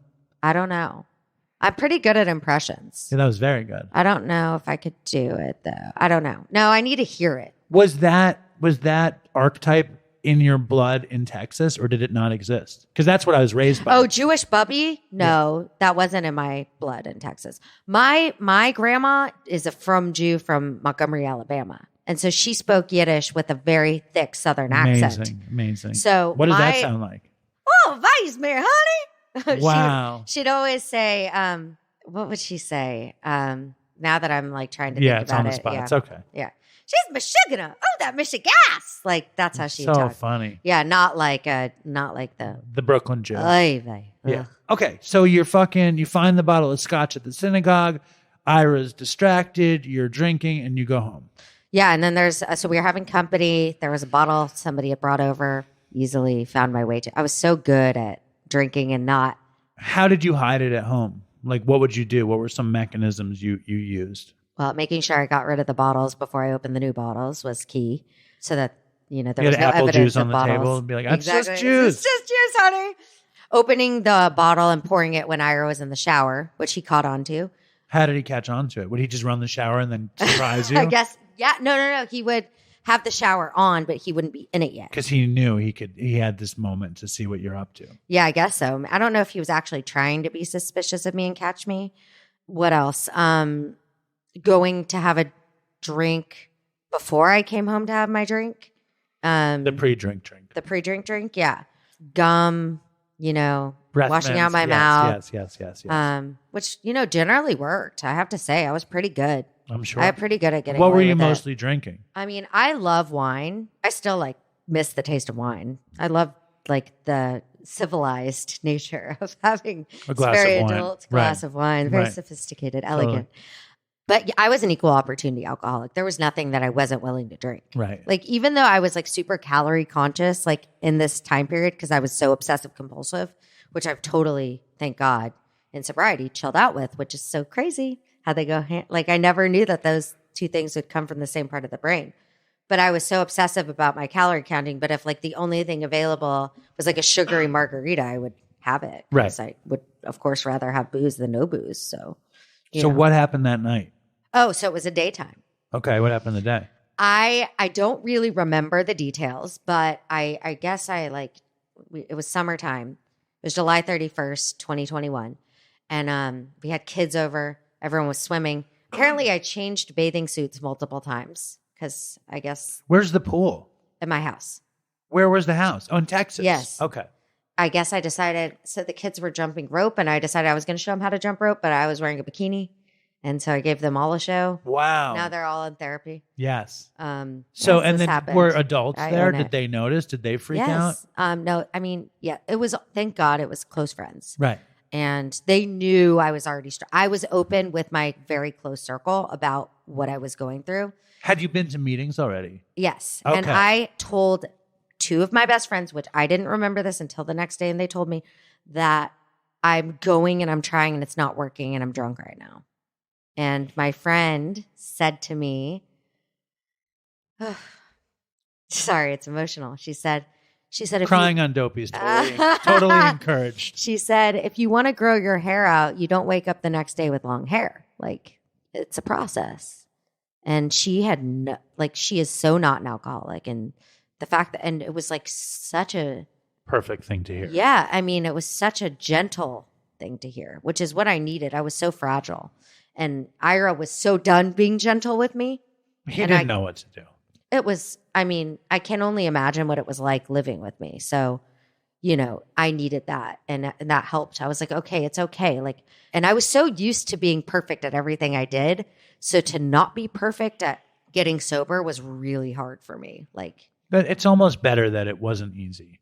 Yeah. If you had just been I'm not drinking, I'm doing the steps, this is going to work, and it did, I think that we're more prone to fucking it up later. It's you fucked it up in the beginning, so you know what it is to fuck it up. Yeah. So anyway, it's true. Yeah. I know I don't want to ever feel that way again. The feeling of between going into a recovery room and then actually starting to be sober is you want that time period to be as short as possible. Well, it's rough to go back. I mean, it's like, so many of our audience relapses and I've relapsed so many times and I couldn't get time. You know what I mean? I couldn't get time for so long. So if you're relapsing and you come back, there's no shame in it, and you should feel amazing that you live to fight another day. Yes. Oh my God. There's no shame. It's so fucking hard. I mean, there's no shame from where a sober person is standing because we know what it is. We're proud. But when you come back, you can feel shame. Yeah. Right. When you walk into a meeting after you drank, you're like, fuck, I'm a loser. I fucked this up. I can't do anything right. Yeah. And anyway, so I woke up the next morning. I guess I had gone to bed. I woke up and checked my phone, and Ira had responded to some text messages. I think he had gone through my phone. He never did that, but I think he was like at a point now where he was going through my phone, and he wanted to help, but he didn't know how. And so I would have been in your phone. Yeah. So he was. I saw I had texted. I didn't remember this, but I had texted the one person I knew in recovery here in New York, and she had responded to me, and then Ira had responded back to her. This is Ira. Lizzy's asleep. It was 8:30 p.m. Lizzy's asleep. I wake up the next day at 7 a.m. Ira's like cleaning the whole house. The girls had a sleepover. I didn't know what had happened. I looked at him. I said, I want to go to a meeting. He said, no, you don't get to do that right now. I have been dealing with stuff for the past day, and I'm going to work out. And when I get back, we're going to talk. And I'm like, I knew and he came back and he was so mad, What did he say? He said, I don't want to do this anymore. And I don't want my kids growing up in a house like this. And I'm not going to put up with it anymore. I'm tired of it. And I don't want to clean up the mess anymore. And I believed him. He is a saint, and he never wanted to broach the subject with me, even when he was worried about me over the years, because there were a lot of moments over the years where he knew it was a problem for me, but he didn't want to fight. And so it was like part denial, part not wanting to have conflict. Do you think also because you were trying to get well that the mess was more acute? Oh my God. Yes. It was like 0 to 1,000. It wasn't like when you're managing it. No, it was yes. And also the fact that you had a problem was out in the open. The fact that Ira's perfect wife is in 12-step. Yeah. And then and then you're fucked up and your top comes off jumping rope and you're fucking drunk and blah, blah, blah. He's like, I can't, this is too much now. And do you think it's once you admit that there's a problem, he's like, now I'm seeing this problem? Do you think that changed it? Yeah. I mean, I think he also thought, why can't she just drink like a normal person? I remember him saying to me, I don't want to be married to someone sober. Just get it together. That's rough, right? Have a glass of wine.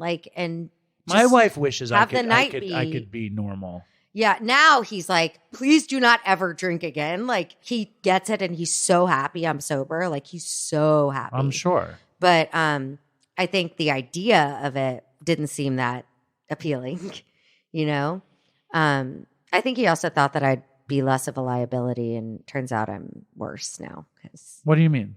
Well, because I think when I was drinking, I would filter myself more because I didn't want people to know I was drunk. You had secrets. And now I'm just all out there. So. Well, I'm sure he appreciates that. So after he sits you down, what changes in yourself? He said, I don't want you going to these meetings. I saw you were texting this guy. I don't remember his name, Richard and something. And he told you God loves you, and that's weird. And he's like, who are these people? It's obviously not working. I don't want you. Right. He's like, I don't want people seeing you there.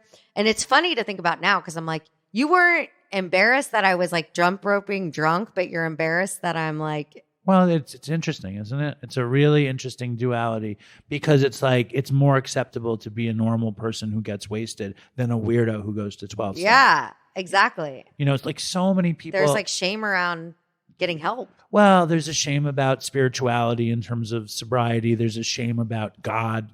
All of a sudden, it's not Jewish God. If God helps you get sober, it's Jesus Christ somehow. You know what I mean? And that was a thing for me. There was a lot of Jesus in my early recovery, not my Jesus. No, I understand. Just hearing it, and so having to understand that it was I should take what worked for me and leave the rest. And, which is hard to do when you're like, who the hell am I? And what is this? And, you have no idea what's going on when you're first putting down. Well, and it's also like, I heard that in the beginning and I didn't take enough. I left more than I took, and what I heard this time around, and I've said this recently, I think on the show, which was number one, it's not a hotel. You don't need to check in, which I love that expression. And number two is you don't take what you leave and need the rest, or take what you need and leave the rest, because it's not a cafeteria. You have to do all of it, to do it effectively, And I also remember in the beginning, like when I heard the Lord's Prayer, somehow I felt personally offended. Yeah, I do too. But I don't know why. I still struggle with it. Because the word heaven, what's the word in there? No, because it's from it's from the New Testament. Yeah, so that's that. For me, it's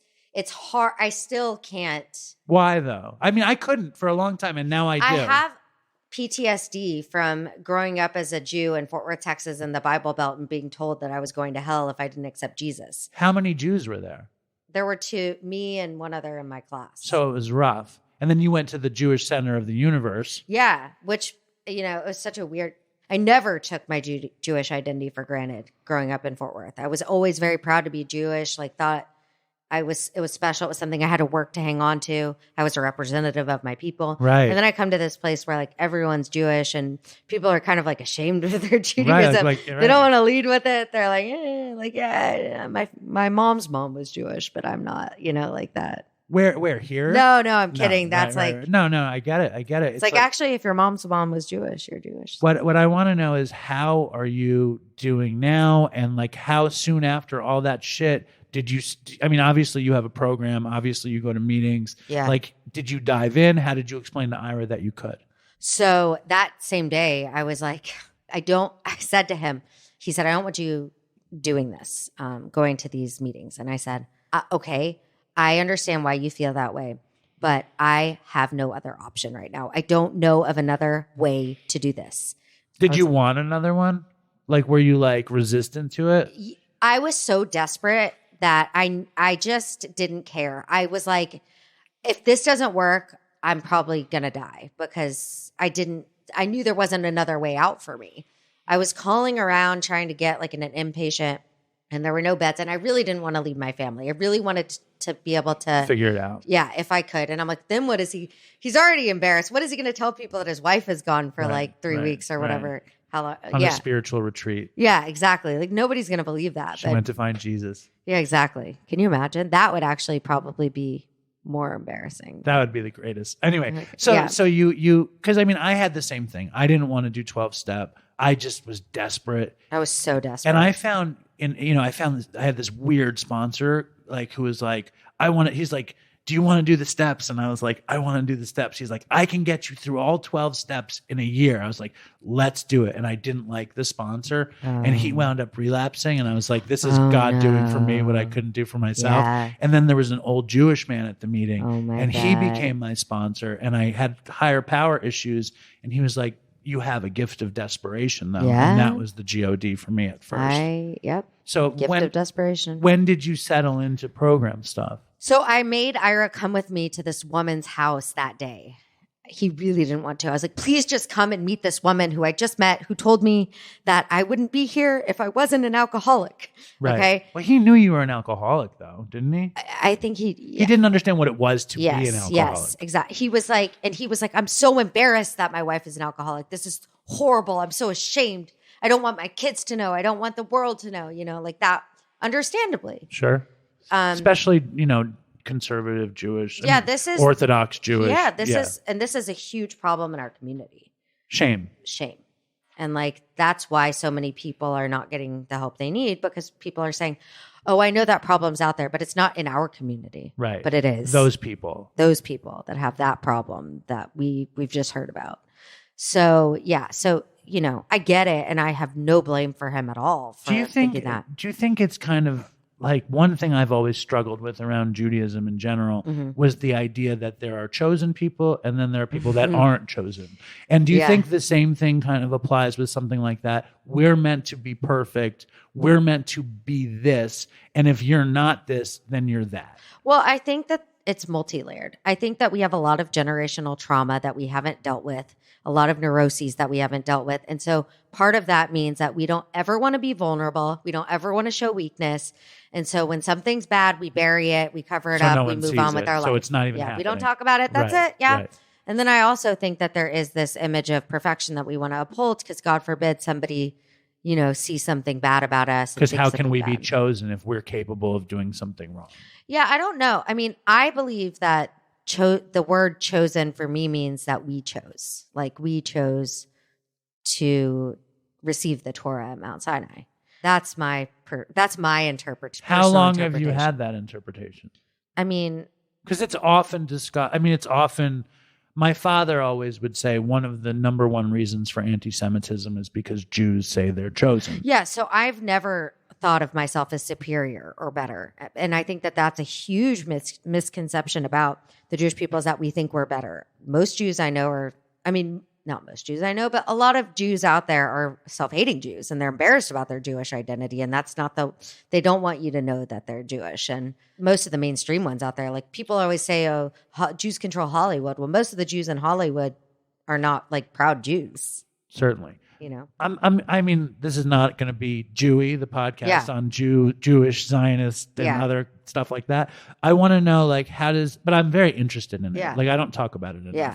I'm interested in how Ira overcame his shame. So I made him come with me to this woman's house and he was like so mean to her. And he was like, I don't want anyone to know that like my wife is an alcoholic. He's classic thing, right? Classic Al-Anon kind of thing. This is horrible. And I don't want my wife. He's like, I don't want my wife being seen. And I'm like, Lizzy's a public person and like people are going to talk about it. And she was so patient with him. And she said, I believe that you're going to be proud of your wife one day. And I believe that she said, my children are proud of me. My husband's proud of me. And then when we were walking out, she pulled me aside and she said, that man is scared out of his mind. Right. She said, he is terrified. Right. And was she a professional in any kind of way or she was just a hardcore 12-stepper? Hardcore. Devoted her life to it. And she said, she gave me a book and she wrote in it, she said, the elevator can stop here or it can keep going down. And I really wish for you that this is where the stop is. And I pray that your children have a sober mom. She was not sugarcoating it. And it was what I needed to hear. It was very direct. And so after that day, I went the next day back to a meeting and I did. And Ira was just like, whatever. He was like. Yeah. I mean, I think I don't really think I even involved him in I was like, I'm doing this thing. This is my thing. But yeah, I remember that same woman who he was so mean to, like came by like 3 or 4 days later, and she brought me some black and white cookies that were kosher. She said, "These are kosher, sweetie." And Ira was there. It was on Shabbos, and that's so sweet. And when she left, he's gonna kill me. He started crying. He was like, "I was so mean to her, and she just wanted to help you, and she wants nothing from you." He couldn't wrap his mind around the fact that this woman wanted nothing from me except for to help me. She wanted to help you. Yeah. And she wanted to be able to be of service for you. Yeah. And that was of service for herself too. It's an amazing thing. And Ira softened when he saw results and he saw love. And it was pretty quick for me. Like I surrendered. And like that was really it that day at her house. And I surrendered and I was I was committed. Like, did you get a sponsor right away? Do the steps? Yeah, I did. I did change sponsors pretty early on. No, I changed sponsors a bunch of times. But I always get reminded, this is a room full of alcoholics. Well, the greatest thing I heard was meetings have two things: coffee and sick people. Mm-hmm. And sometimes they don't have coffee. You know what I'm saying? Yeah. It's like it's not a hotbed of mental health, and we're all fucking crazy alcoholics and drug addicts. And on our best days, we're awesome, and on our worst days, we're not. Mm-hmm. So, how did you get drafted into the Real Housewives of New York? This had been following me for a while, actually. Like I had been tapped for it twice when I was living in New York. And they were just like adding to the cast potentially. And then they didn't end up changing the cast. They didn't add or take away. And then, so it was like sort of in my like realm of thinking, but I was cast for Real Housewives of Dallas and then it got canceled. for season 6. It was a totally random coincidental thing. The casting director reached out to me. I'm like, did you know I like had been interviewed for this in New York? Whatever. Went through that. And then like that was July when it got, or no, September when it got canceled. And then in like April, the casting director for Real Housewives of New York reached out. And I was like, are you kidding me? I'm like, enough, guys. And she's like, what do you mean? What? You've like talked She to didn't know that you're no idea. Connection. And like everyone thinks, so maybe I'll just use this opportunity to let you know that my casting on New York Housewives had nothing to do with my casting on Dallas Housewives. It was a pure coincidence. But they say nothing is coincidence. I guess it's not. I don't know. I'm and just I was playing. like, but yes. And I had been so relieved when Dallas got canceled because I really felt like it was not a good time for me. I was like literally like 2 days sober. Literally like 2 days sober. And I was like, I feel like this is not a good situation. So when the New York came thing around, how much time did you have? I mean, less than a year. But it's like a rough situation. Yeah, I to be didn't. in. Did you like the show? Were you like? I didn't like do. Oh, was I like a fan of the show? Yeah, like I had watched some of the franchises over the years. I was never show. like a devotee. Okay, but and like I would say within the past like 4 or 5 years, I really stopped watching reality TV just because I feel like so much of what I do, like in the social media world, like I didn't like. That's not what I wanted to do with my off time. Were you excited to do it? By the time that like it was really coming down to it, I was really excited. Because you were Instagram famous. You have this pretty decent following, and it's like it's intoxicating. Well, more than the fame, because fame for me has always been a bit of a double-edged sword. It was like the opportunity to reach this mainstream audience that like I can't. Like 90% of the time I'm, in an echo chamber. Like, so what difference am I really making? But like, here's an opportunity to really put my message out there to the world. Very naive, very idealistic. What can I say?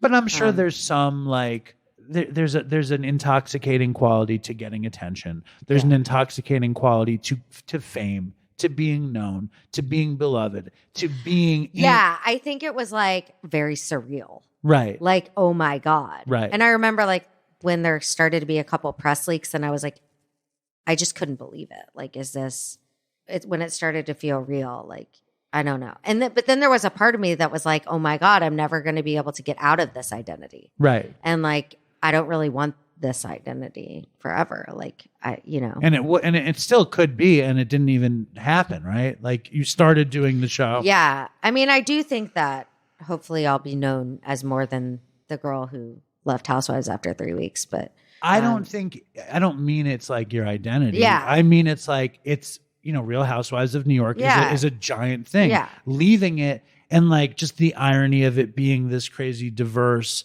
series and it ended because of the diversity, because of outspokenness. You know what I mean? Like it's annoying. You know what I mean? It's annoying. Well, and I think one of the things I've learned in sobriety is that, authenticity is the key to everything. And so anytime that you're trying to force anything, it's hard. So, I mean, I think people are not stupid. I think people can always feel when something isn't honest. Right. 100%. So I don't know. I mean, this is all just like my general thoughts. I'm not speaking about anything specific. Well, you haven't even said anything. Okay, perfect. You didn't say anything. Ronit would have stopped you. She would have stopped the whole thing.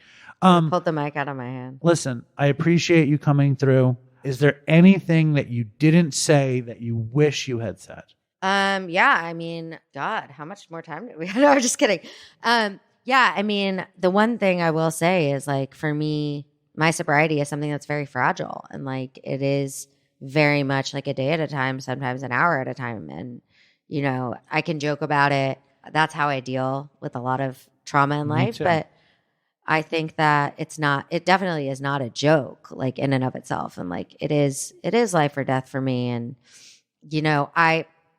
I've worked really hard on being able to forgive myself for the things that happen, but because I know that if I don't, that shame just leads me right back to that same place. And so did you do the steps? Yeah, I did. Yeah. So you did a 9-step. I did. So, I mean, did you forgive yourself in it? Yeah, I haven't done I need to do like a action. I actually need to do that. Like like making an amends to yourself. What's the living amends? Yeah. But I think this is all the living amends. Yeah. The living amends is how you function as a sober person in the universe. And I think like, and I mean, I certainly take my recovery incredibly seriously, even though I like to do a funny show about it. You know what I mean? I don't think recovery is a joke, and I don't think addiction is a joke, but I think one of my favorite things about recovery, my favorite thing is that love and tolerance is our code. Like that's the most beautiful principle that there is. And then my other favorite thing is to be happy, joyous, and free, because that's what we want. You know, and then my other favorite thing is to wear it like a loose garment and not fucking go nuts. And I'm sure it's not a straitjacket. It's not a straitjacket. And like, I'm sure like the perfectionist in you, the 6-pounder on antabuse in you, it's like, that's a weird thing, but it's also like relieving, isn't it? Yeah, it is. It is. And it's to know like, you know, if I didn't do great last week, I'll try better this week. Like, but yeah, like it is a very fragile thing. And I don't even think it really matters how much time you have. Like it really is. It doesn't at all. Like at any point, if you decide that you're going to take it for granted, it's, you know, anything could happen. Like there's a lot of ways to talk about it too, right? It's like, if you take your will back. I never liked that phrase. Yeah. But makes sense to me though. It does to me too. There's a guy at the meeting that I go to, and his name is Ray. And he's Ray the Clamor. And he, at the beginning of his share, he says, "I'm an alcoholic and Ray is my problem." He says it every time. First thing he says. So funny. But the thing that he says that I really love, Lizzy is my problem. Right, is that he says it whenever he shares, that you can start your day over as many times as you want. I love that. You know, and I've heard that. I love and that. like, let it be fragile, but like hold it gently in your hand and it won't break. Yeah. Yeah, that's what you do with fragile things. You're delicate and gentle with them. Exactly. So I hope we didn't fuck with your sobriety at all. Did you survive? Oh my God. Have you ever had anyone like relapse from like... don't answer that. Not that I know of. Okay. I mean, you're not going to. With Ronit in your life and Dr. Iro, yeah, she's my bodyguard. What can go wrong? Are you sponsoring anybody yet? I'm not. Well, you'll get there. Yeah. Yeah. I mean, I'm open to it. For sure. Did you have fun? Yeah, this was pretty painless. I just hope I didn't say anything I'll regret. I'm sure Ronit will give me a list of Adderall. Ronit is upset about, right? No, it's okay. Ronit, if we're gonna interview Ronit real let's quick. Interview Ronit. What was the problem? She's the real star. Ronit, what was the problem with this interview? There was nothing wrong with it. She did amazing. I have nothing to critique. How did I do, Ronit? You did amazing. Thanks, Ronit. Did you ever see Lizzy shoot Adderall into her neck, Ronit? Never. Cocaine? Never. Heroin? Never. All right. Thank you, Ronit. Thank you, Lizzy. I really appreciate your Thank time. you so much. Right on. All right. That was Lizzy Savetsky. What did you think, Lowe's? You're a copious note taker. What was your opinion of Lizzy Savetsky? Was she hardcore enough? I mean, I'm going to say this now. I'm going to say, was she hardcore enough to be on Dopey? And you're going to say yes. And the audience is going to write me, "Dear Dave, she definitely wasn't hardcore enough to be on Dopey." But was she hardcore enough to be on Dopey? Okay, here's my notes. I love Lizzy. I think Lizzy's amazing. I love Ronit. I was listening to it last night in bed, and my boyfriend was next to me, and I told him, I was like, "Oh my God, this is so funny! Like Dave keeps like telling this woman off," and I kept like going like, and he was like, "Is he telling Ronit off again?" I was like, Well, Lizzy, love that. Lizzy and Ronit show up to my father's apartment. They're two small Jewish women. Lizzy is like a movie star, and Ronit's like a quintessential assistant. And she takes care of her, and they're both lovely. Lizzy was excellent. Ronit was so sweet. I don't think Ronit's used to being engaged the way I engaged her. But I think she had fun. And she moved here from Texas to be Lizzy's assistant. And they just have a cool, weird partnership, I think. Yeah, I'm very, very team Ronit. Like, she was the star of the show for me. But anyway, about Lizzy, like, so I love this story because like I connect so much on the feelings, but like our lives could not have been more different. Like when she was telling the story about, I ordered the food and I didn't eat it, and I was like, and then you vomited it, and then you like threw it at your kids, and then you rolled about naked in it. Like what? But like proportionally, like, you know, the most fucked up shit that I've done, like, but like I, like, you know, like yourself, like I was an isolated drinker and user. Like I had no life or career to speak of. I was not public. Like I was not the life or soul of the party at all. So like, you know, proportionally, like that was, yeah, as she said, like probably a huge deal. And then what I found funny, it was like, you know, she was saying, you know, like, oh, that was the worst that it was. And then she told this heinous story of being like on Instagram live, like drunk and on Adderall and being like belligerent with like someone whom I'm assuming is very important. And like my skin was crawling. And I was like, so that, like, it's so funny how our brains arrange that information though, isn't it? Yeah. For me, like, you know, there was, I've got into some heinous situations. Like I've literally chased men out of my house with knives. And like I could say that like that, but like, you know, talking about my, like the thing for me, like the darkest moment of my life was that I couldn't do a show. Like I couldn't go on stage because I was in withdrawal. And then that's like, you know, that's nowhere near as bad as any of the things that I've done. But for me, like that's the part that I want people to be like, oh, wow, you know, it's so I really got her there. Yeah, and I really, the part that I really connected with was when you were both talking about when you're talking to yourself, when you're in the madness, we become a we. Right. Like, you know, it's like, okay, what are we going to do? And it reminds me, like, I used to record myself, like in like my shitty university laptop. Like I'd record myself talking to myself, like, okay, Laws, like, we got to get this together. Like, you're supposed to be having the time of your fucking life. Like, let's do it. And it's just like that. So it's like, yeah, like I don't have a lot in common with Lizzy. Like, I'm not a real housewife. Like, I'm a real scumbag of East London. But like, it's, I think that's the new. I think that's the new spin-off show, The Real Scumbags of East London. And then it's going to be The Real Scumbags of the Lower East Side, The Real Scumbags of East LA, The Real Scumbags. Yeah, that could be a whole new thing. I still have a scumbag mindset. Like I call myself all the time, like I'm a wee scumbag from Stranraer, but like visibly I'm now like quite, you know, I fit a certain trope of individual from East London. I'm going to leave it there. And if you're from East London, you'd understand. But yeah, like, so I don't have like a lot in common with her, but like the way that she described how she was feeling, and something very important that I think she touched upon was shame. Yeah, just like stigma and shame. Like I feel like I should be someone that's got a lot to say about shame, but like I've not crystallized my feelings about it yet, because obviously, you know, I'm from a shame-based culture. Like just listen to me. But like it's really, I like the way that she talks about it. Like, oh, it's so profound, the way she talked about shame and the way she talked about fear and the way she talked about how, like, I mean, we have hardcore drug addicts on the show week in and week out, but the way she talked about ending it and her family and her husband and the impact it all had on her, I found it to be very powerful. And I don't struggle with shame at all. You know what I mean? Like, at all. Yes, you know, it's like, I mean, I should, you know what I mean? Like, I should, like, I had a baby in the house. My partner comes in to find me, and I have a needle in my lap, and I'm like, you know, and I don't, when I tell this story, oh, you know what happened? You want to hear something fucked up? It's really fucked up. Yes. Okay. So me and my 13-year-old are, you know, I like to think we're pretty close. And, and she's in this health class, and the health class is like, she loves this health class. It's all like wellness and like life skills. And lately they're talking about drugs. And she knows, like, I go to fucking meetings every morning, you know what I mean? And she knows that Dopey is the podcast on drugs, addiction, and dumb shit. She knows. Oh my God, does she listen to it? No way. Is she allowed?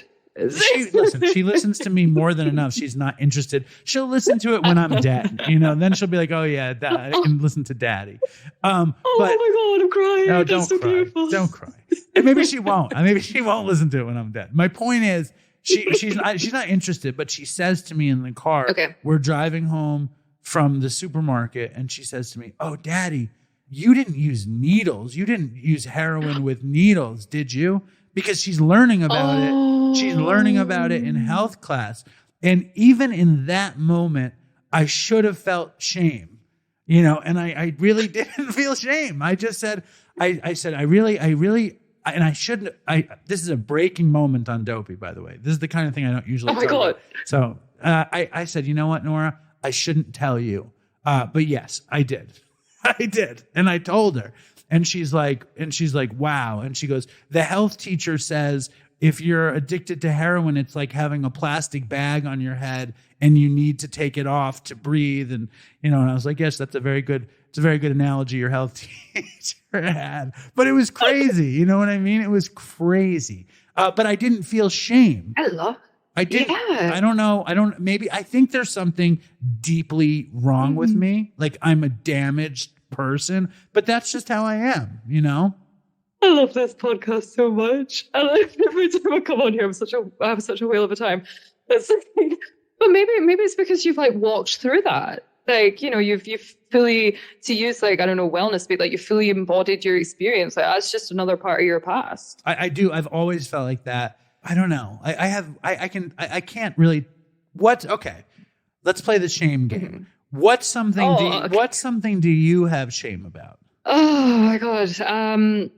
I think the thing I have shame about is I had a colleague at one of my old workplaces, and I really bullied her. Like I really, I just didn't.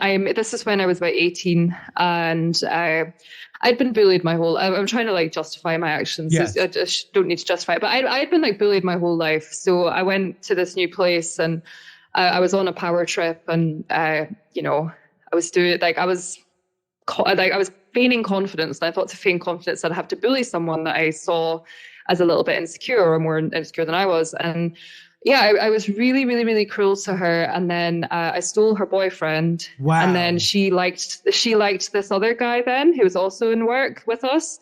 Then I cheated on my boyfriend to sleep with the guy that she liked that wasn't my boyfriend. So both of them. So 2 guys. Yeah. Wow. Yeah. Prodigious. So I just really didn't like her. I thought the shoe was really like, and it's like most of the stuff in my life, like, I've made a fair few amends, and, a lot of that stuff, like those relationships are really good. So like I can, some of the stuff that I used to harbor enormous amounts of shame, that's just as part of a relationship now, and we've now moved past it. But like there's a few instances like that, and like I couldn't have made an amends to her because I'm blocked on every platform, and I am taking that as a message that she does not want to hear from me, and I do not blame her. But that is still an area that like, and I'll make a living amends. I don't cheat on my boyfriend. I don't bully people. But like, that story, just like every time I think about it, I just get that darkness, you know? Yeah. Just like that. That's a good story. The predatorial cheating. You hear legend of that kind of thing, but you rarely hear it in action. So I think there's something that people don't do, which is to send a nice fruit basket. Maybe you can find out where she lives and send a nice fruit basket anonymously. And your work is done. And then you'll find her husband and have sex with him. No, I'm just kidding. Oh my gosh. I'm going to write a short story about that. Yes. Yes. So, oh my gosh. No, I appreciate that. And I appreciate Lizzy, and I appreciate every heroin addict and crackhead in Dopey Nation that's going to say that Lizzy wasn't hardcore enough. I think you should go back and listen to her again, because I think she really was honest, and I think she played off, and also like when you're like this woman who's in the limelight, she gets attention, and she comes down to my dad's grungy apartment. My dad's apartment used to be nice, but since my mom died, I'm sorry, my dad's listening. I'm sorry, Dad, but that apartment is not well kept up.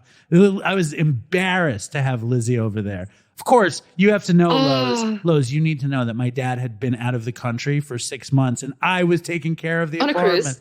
He went on a cruise. Oh, Dave.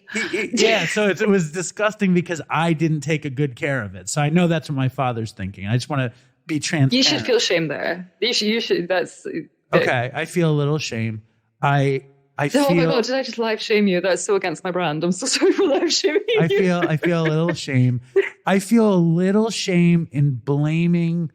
I don't. I was going to say I feel a tiny little bit of shame in blaming my father for my heroin addiction on Dopey, but I really don't. I feel okay with it. I feel like that's on brand as well. Yeah. I feel good about it. Do you know what? Yes. What I will say about Lizzy and why I admire her. So when I started my Instagram, right, I was fucking no one. Like, I was literally just a woman with one friend, a boyfriend, and a filthy flat that could make memes about being in recovery. Like, and, you know, so, and then it grew and all of that stuff. And like, I still kind of am no one, like, in my job. Like, I'm not trying to be anyone. But like, so me putting myself on the line saying like, hiya, like, I've lived a heinous existence and I'm trying to do a little bit better. Like, that's not kind of a big deal for me because, you know, but for her, she's really putting herself on the line. And I admire that. Like, and the way that she talks about like her husband's reaction and the eventual community, also that Jewish crazy community. Right. Oh my gosh, you know what's so funny is you sent it through on Wednesday, and that's the day that I work in Edgware, which I only teach Jewish people there. And like, I'm telling you, like, before I was 21 and I moved to America, I'd met one Jewish person in my whole life. So when this you said something like, this isn't like Jewy, the podcast about Jewish things. And like, that made me laugh so much because like, there's so much I don't understand about Jewish culture and Jewish life. And I still don't, but it was nice to see a little insight into the culture there. You really don't see Scottish Jews. There's a lot of English Jews. No. There's a mess of English Jews. There's not a lot of Scottish Jews though.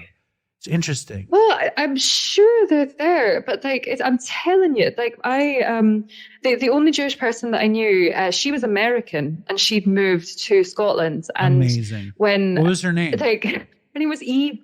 Shout out to Eve. She was one of my best friends. Did she have a very Jewish? Did she have a very Jewish last name? She did. I'm not going to say it just to protect her. Was it Rosenberg? It wasn't Rosenberg. Was it Edelman? I'm not going to tell you. I'm going to go down was it Schwartz? Well, I lived with a Schwartz in uni, and yeah, she was like the second Jewish person that I ever met. But there, like, I teach like 5 Yonathans, I teach like 4 Ariellas and Noahs, and yeah, it's really great because I get lots of days off because they're always celebrating something. Yes. Shout out to Jews. But no, I think I'm pleased. I would love to meet some Scottish Jews. And if there's anyone out there, where are you? Where is the lost tribe of Israel in Scotland? We're looking for you. If you are out there, please write an email to dopeypodcast@gmail.com. Also, I forgot to say we have this nonprofit foundation up and running. So if you want fucking Narcan or fentanyl test strips, we can send it to you. So again, write an email to dopeypodcast@gmail.com and I'm shipping them. It's happening. It's all happening. And then, fuck yes, Dave. Thank you. And then we got a voicemail because we've been there's been a lot of talk about kratom. How do they pronounce kratom across the pond? Oh, I see. They said kratom. I have never heard this word said out loud. I'm going to be perfectly honest. Just read it. But I thought it was kratom. Right. I thought it was kratom until I heard people saying it. So we got this voicemail from Logan, his name is, and let's play it. You with me, Loz? Oh, let's go. All right, cool. Hey, what's up, Dave? This is Logan from upstate New York. I'll try to keep this under 5 minutes, but I really wanted to send you something about my kratom history and use. I don't hear a lot about it, and it's something that I struggled with for a long time. I had gone through a few rehabs before. I was mandated the first couple times and just kept messing up. My thing was opiates. I really loved pills and all types of, I would do anything really. I was a huge garbage head. But after getting out, I got into coke and dope. Did heroin for a little while, not too long. But that was my thing, opiates, big time. So I went, my mom convinced me to go back to rehab again voluntarily. I went through a halfway house, started to change my life around for the better, and things were going pretty good. I started smoking weed before I even got out of there, like a week before. Spent about a year or so smoking weed, got into the psychedelics pretty heavy. but things were going okay. You know, I wasn't like super depressed or anything. And I noticed looking back, I felt definitely pretty blah, being away from like a program and recovery in general, because I loved being involved. But so anyway, the Kratom deal started when I got off my antidepressant meds. I was like, oh, well, I need something to help me with the little bit of withdrawal and uncomfortability, and I'll try Kratom. You know, I tried it once before, didn't think much of it, so I got some Kratom and was messing around with it. I didn't think it was too addictive, but I did start to love it, and I did it all the time. Kind of first it was on the weekends, and I start to do it. Eventually it became every day, and I just became obsessed with it, absolutely obsessed with it.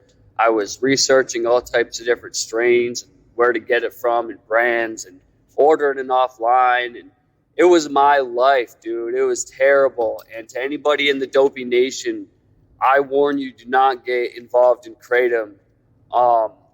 It was so bad for me, like worse than anything else I had done, because it was in gas stations, it was so easy to get, you know. But anyway, my day-to-day life became waking up feeling like absolute shit. Most of the time I'd wake up in a sheer panic, drenched in sweat, waking up to a dream of getting stabbed or some crazy nightmare. And I was just, it was wild. I couldn't sleep. I'd have to wake up in the middle of the night and do it because I'd start withdrawing. I was puking every morning because my stomach was so messed up of eating all this plant matter, and it was just hell. And not to mention the depression was just immense. It was so terrible. And, I haven't done it in quite a few months now. I got back into 12-step, and that's where I've always had most success. And I had quite a few relapses now, so up until January. So I have coming up on 3 months here, but I kept relapsing. I got onto naltrexone, finally got off the Kratom. I did a Suboxone taper off the Kratom, like a 2 milligram thing. And I just kept relapsing on the Kratom. I would buy it, and then I would be like, what the hell am I doing? This is making me feel like shit. And then I would throw it out. And it was a daily thing. Sometimes I'd make a couple days, sometimes a week, maybe a month or two. But it was absolute hell. And the only thing I ever thought about was Kratom all the fucking time, dude. Fuck that shit. I'm so grateful. I am beyond grateful to be off of it. It's been about 7-8 months since I've done it. But I did keep relapsing on the naltrexone on different things. Weed I struggled with big time, trying to quit smoking weed. I really had a hard time with that. And after relapsing on pills here and there, I ended up getting on Suboxone again. And now, I know some people are controversial about that, but I've been doing pretty good on it. Coming up on 3 months without anything else. Going to my 12-step. Involved, actually got a sponsor this time, and I'm jumping into it, and things are going pretty good. I do worry about the subs a little bit sometimes, like, am I screwing myself in the long run? But my thing is that I haven't picked up, and I haven't been thinking about Kratom every day or doing it, and so I'm definitely blessed to be where I'm at, and I'll cut it off because I'm at 5 minutes, but thank you, man, for Dopey. Fucking love the show. I was just listening to it, and I listen to it every day, and it's helped me a million times, and it actually helped me. I can say it helped me get back into recovery this time through different things I heard on it and a few interviews and stuff. But I'll shut up now. Much love to the Dopey Nation. Stay strong. Fucking toodles for Chris. Love you guys. Yeah, that shit like makes me cry. You know what I mean? It's like it's so emotional when people like the show and they say it. It's like when I watch TV shows, right? And at the end of the TV show, it's like graduation and people actually care about you. I cry. I literally like, and that's the other thing. I feel like in England and in Scotland and in Ireland, people have always said literally, and people here have always said literally. And now they need to sound smart and say literally. Have you noticed this, Lowe's? Literally. I've not noticed this. You say literally. I say literally. All of my dumb friends who said literally their whole lives are now going literally. I'm like, who the fuck are you? You want to spot a T? Anyway, let's get to this Logan thing. Logan literally almost made me cry. What's your what I want to know first is, like, when you listen to Logan, does your Instagram world come to life? Do you have you're hearing everything that's in this world of recovery addiction memes right there? I feel like, does it do that for you or no? Oh my God, that's such a good question. I feel like, so here's the thing, like with, when I'm like being Instagram self, like something I'm very careful of is like, I try and not like plunder other people for content. Like it's you know, I try to make it like my own experience. But I am really, really glad like that I think like Logan's story needs to be told. Like I think like I love shit like that, and I think the thing that he said that like I liked the most was like I'm just blessed to be where I am. Like I think like, you know, fucking men, like every faltering step that any of us like takes along the road, like sometimes forward, sometimes back, but like we're literally I can't stop doing it now. Just so, yeah, blessed to be where I am, and like fucking kratom. Like I've never taken kratom. Like that. I don't know. Like it's why do I sound so like geriatric? Like is this a new thing? Like that was never. It's a. I think it's like 10 years old, maybe 7 years old, 8 years old. When we started doing this, I didn't know about it until we had done the show for a bit, and I started getting emails about it. It's like an herbal supplement that they sell in weed shops that hits you like simultaneously somehow like an upper and a downer, and then you get addicted to it. And they have all these different strains. That's amazing. Yeah, exactly. But it's legal. You can get it in every gas station. And they put it in their smoothies every morning, scoops of this powder into their smoothies. And then I think most people get a hit on it like it's like a speed, like ephedrine or something, like a upper. But I heard that if you do enough, it hits you like an opiate. And everyone that I know that is dependent on it, when they stop taking it, they get really sick, like it's an opiate. So I think it needs to be talked about. I'm hearing from more and more people in Dopey Nation about it. And I know that when I was using, like, did you do ephedrine? Was ephedrine a thing in the UK? It was like speed. It was like unless it was under a different name. I'm sure it was. It was like, trucker speed. Yeah, trucker speed. Oh, yeah. It was maybe dexedrine there or something. Yeah. It was one of those like little pills, like a diet pill or a wake up pill or whatever. And I would take that, but I never like bought anything over the counter, or I got it, all my drugs, I got it legally. So like, and you know, no shame to anybody. The fun part. Right. Well, it's part of it. It's like the quest for the mythical substance or whatever. But everyone out there, it's the Peep Show quote, like the secret ingredient is crime. Right. Like that's anyway, as you were saying, sorry I interrupted you. No, what is Peep Show? Oh my God, Peep Show is a UK comedy. It's like, I don't know if you'll find it funny, but I think it's funny as fucking shit on earth. It's just like a very awkward man and about them just not doing well at life. Oh, and there's this character, there's a crackhead in it called Super Hands, and he's just wonderful. I really want you to watch it now. I'm going to send you clips. Is it on now? But yeah, is it out the now? Yeah, it's from the early 2000s. So it's like just that deliciously like dated, but like captured a moment in time sort of situation. I would recommend. It's delightful. I really, really love it. All right. And so, I want to thank Logan for his kratom story. And I want to congratulate Logan on his time. And then I also want to thank him for saying that Dopey's done him any good.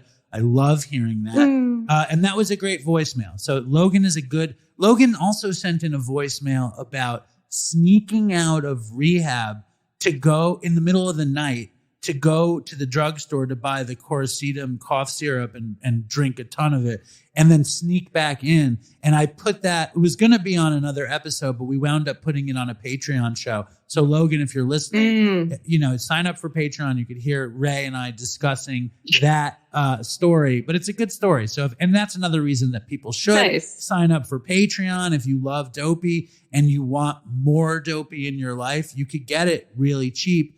And then there's more news, Lowe's. More news. You ready? This weekend, Dopey Nation celebrates its 3rd year of doing the Dopey Nation Zooms, which they do 26 Zooms a week. 26 Zooms a week, Lowe's. And this weekend is a Dopey Nation Zoom marathon. And I'm doing a Zoom Saturday night at 9 Eastern Standard Time. If you want to come, I'll send you a message. Maybe you pop in and say hello to the folks. It'll be, I don't know what time that is. It's too late. Yes. It's the middle of the night. It's fucking 4 a.m. I'm a slut for a bedtime. Yeah, so me too. I might. I'm the biggest bedtime slut that's ever been. Wait, what time's your bedtime? 10:30. Oh, 10:30. Nice. That's a good one. But this is very. Yeah. But do you know a lot of people that get up like you do early? No, I'm the outlier of my friends. It's painful. No, actually, it's not painful. It's really fucking beautiful because like between the hours of like 7 and 8, I am unfucking bothered. No one is talking to me. I get a blissful hour, completely devoid of human contact, and I need that shit because I talk to a lot of people every day, and that gets overwhelming. So it's like if I have that hour of my morning that's like just for me and God, I'm set. So it's actually a blessing. I didn't like it when I was young, and I think I used to try to sleep later, and it never really worked out. Now I like it. I want to ask you one more controversial question before this episode is over. It's not like that. It's not a juicy question. It's more like you just said, when you have the extra hour in the morning for you and God. When did that become a thing? Like, were you always like that? Absolutely not. No, like I like, you know, when I got sober, like I was quite intrigued by the spiritual side of things because I'd always loved spirituality. I just had never really used it. I just thought that it was like pretty and like, you know. So when I got sober and it was like, okay, like, are you going to enhance your spiritual life? Like, I was like, fuck yeah. Like that sounds exciting. So, you know, like it's changed a lot, like over the years. Like it's really interesting when you talk to me with Lizzy about like, you know, using actual like Judaism, like with the idea of like higher power. Because in my 2nd year of sobriety, like, this is a controversial thing to say. Like I really depended on Catholicism in my 2nd year of sobriety. Like my God in my 2nd year was God with a capital G, you know. So like it's not anymore, but like I needed it then. Like that got me through some really hard times. So like yeah, my my morning practices to like line up with my higher power, like it's just very woo. Like I just read a ton of daily reflections. Like I do yoga, I meditate, I do Tai Chi now. Like. Nice. And I just get into the flow of fucking life. How often are you doing Tai Chi? Oh my God. Tai Chi is my new favorite thing. I've been doing it for, what day am I on? I'm on day like 48 or something. You're like, I'm on day 2. So, it's my favorite thing. I'm on day 2. I mean, I've been learning Japanese for 2 days, and like everyone I meet, I'm like, I'm learning Japanese. I've literally just said it on a podcast. Like, on my Tai Chi, I've been doing that for 40 something days, and I've been doing about 15 minutes, and I'm absolutely loving it. Like, I'm working on my posture. Every day, you're Tai Chiing for 48 days for 15 minutes. Yep. Incredible. I love a habit. Like, if you give me a habit, I will build that shit. Like, I'm so into consistency. Why do I sound like the most boring person of all time? Like, oh God. That is amazing. I love a habit. I love that. I think that's the end of the show. My little daughters just came in. So we're going to say, thank you, Lowe's. Thank you, Lizzy. Thank you, Logan. And this has been amazing. I've appreciated every second. Has this been the greatest time of your life, Lowe's? This has been such a wonderful way to spend an evening. I can't wait to do it again. Thank you, Lowe's. And we say, stay strong, Dopey Nation. And we say, fucking toodles for Chris. Thank you. Toodles for Chris. So we ended the show. And me and my father just got in this huge fight. and now he's back on the show. Welcome back to the show, Dad. Yes. Well, yes. I feel good to be back home. You do? Not to fight with my son. Oh God, he's so critical. It drives someone to heroin. The amount of criticism is crazy. What do you call it? Dopey Nation. He asked me if I had any criticism of the show. So I said, yeah, by the way, I don't think you should do this. And bingo, he calls me a name. He says, terrible. He says, what I do is I listen to the guest. I interpret what the guests say, and then I say what they said again. And he says, you do that too much. And instead, you should ask an insightful question. That's what you're saying, right, Dad? No, well, you always ask insightful questions. Oh, now you're trying to be. Now you want to be nice. No, I'm being truthful. No, what I'm saying is that sometimes you interpret what you think the guest is saying, and you're not right. In the So now I'm getting the gist of this. It's about the gist time. is that you listen to the guest. Yeah. And you say, I know what this guy is saying. No. Shush. And then I say it and you say, oh my God, David was totally wrong. You're saying that your interpretation differs than mine of what the guest says. So you're assuming that I'm wrong. Absolutely wrong. Absolutely So not. what are you trying to say? I don't assume anything of what the guest is saying.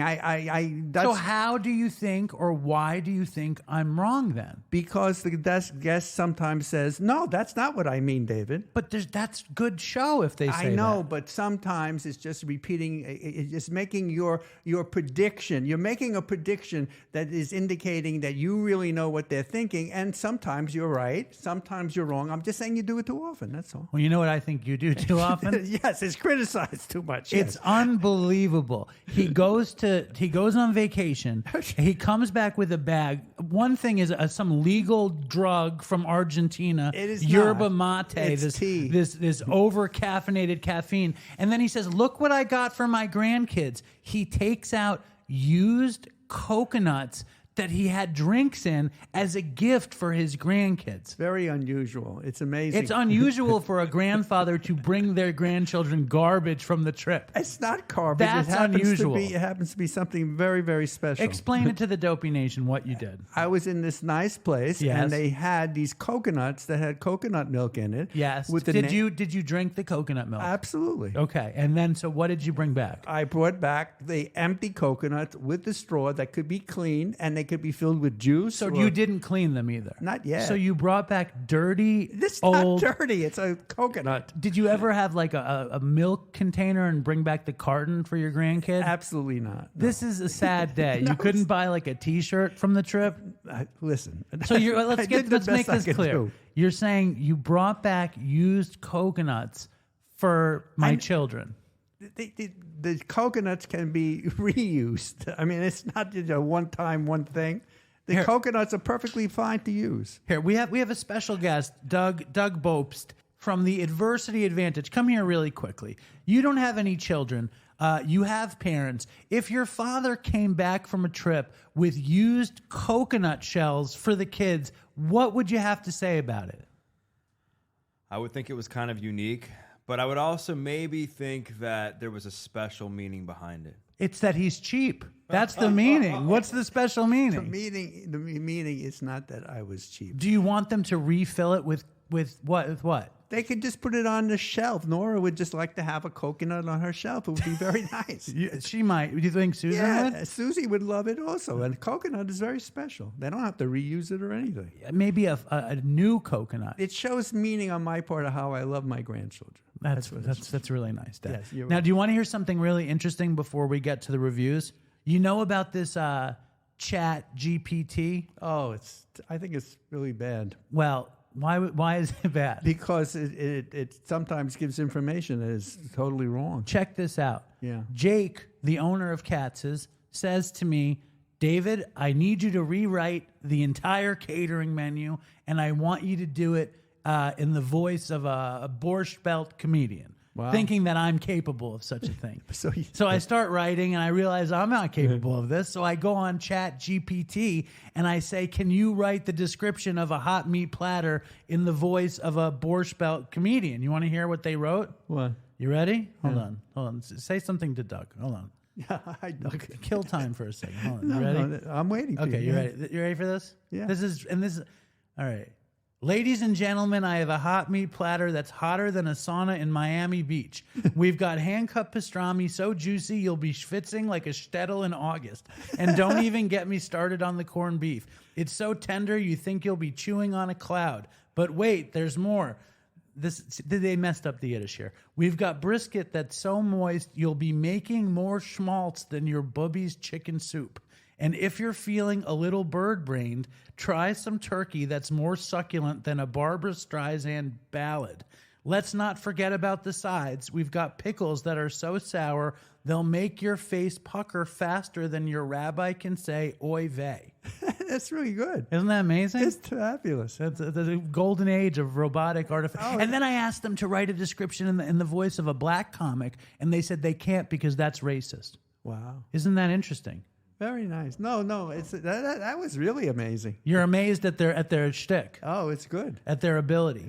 All right. So here we go. And this, we have a very Jewish guest this week on the show, and she's not a heroin addict. She's just an alcoholic. So I think there'll be a little bit of blowback. But she was a wonderful guest, Lizzy Savetsky. Wow. Right. Yeah. Hold on. You want to read reviews? Do you want to say anything else about me interrupting too much and my insightful fucking interpretation and all this shit? I didn't say you interrupt too much. All I'm saying is you're doing a wonderful job. No, this woman on Instagram said I interrupt. I too know, much. but she's a little bit behind the times. You used to interrupt a lot, not anymore. I interrupted you a lot. Well, yeah. Well. All right, here we go. You ready? Yeah, I'm ready. Here. These are all new. There's a bunch of new ones. Were you excited to see the new reviews, Dad? I haven't seen them. I didn't see anything this week at all. I haven't seen any of these. These look all new to me. All right, so the So Good by Hazelnut Munchies. Dopey keeps me company, keeps me laughing, and sometimes crying, and truly helps to eradicate the sting of shame out of my own addictions. It's been the one podcast I haven't burned out on. Thanks, Dave, and toodles for Chris. Very nice. You like that, Dad? Yeah.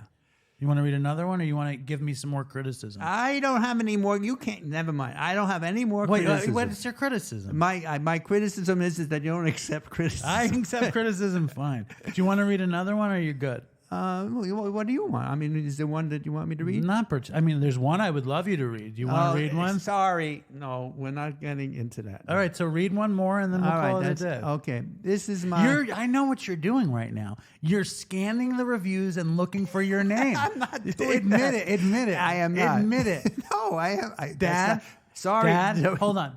Be truthful for a second. Right. Are you scanning the reviews and looking for your name? No, You're a liar. Just be honest. I am not. No. I'm going to interpret what you're saying, and I'm going to come back and say, I don't think you're being truthful. I don't see my name anyway. All right. Hold on. So, yeah, we're good. All right. Stay strong. He doesn't want to read another one because he doesn't see his name. Admit it. Just admit it. Please. Let me rephrase the question. When you read the review, do you enjoy seeing when they shout you out in the review? Absolutely, yes. And when you pick a review to read on the show, would you say it's more often that you pick the ones that shout you out? It could be. and I'm going to ask one final question. When you were reading these reviews, were you looking for your name? No, I wasn't. You're so you're not good. I can't see that well. I really can't see that well. That's terrific. Thank you, Dad. All right. Thank you, Mr. Bopst. We will look forward to having you on the show very soon. And stay strong, Dopey Nation, and fucking toodles for Chris. I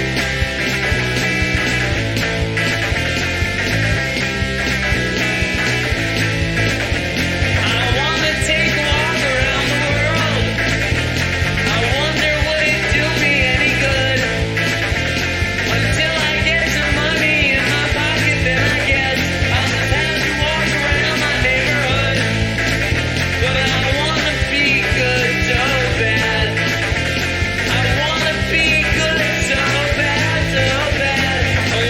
be good.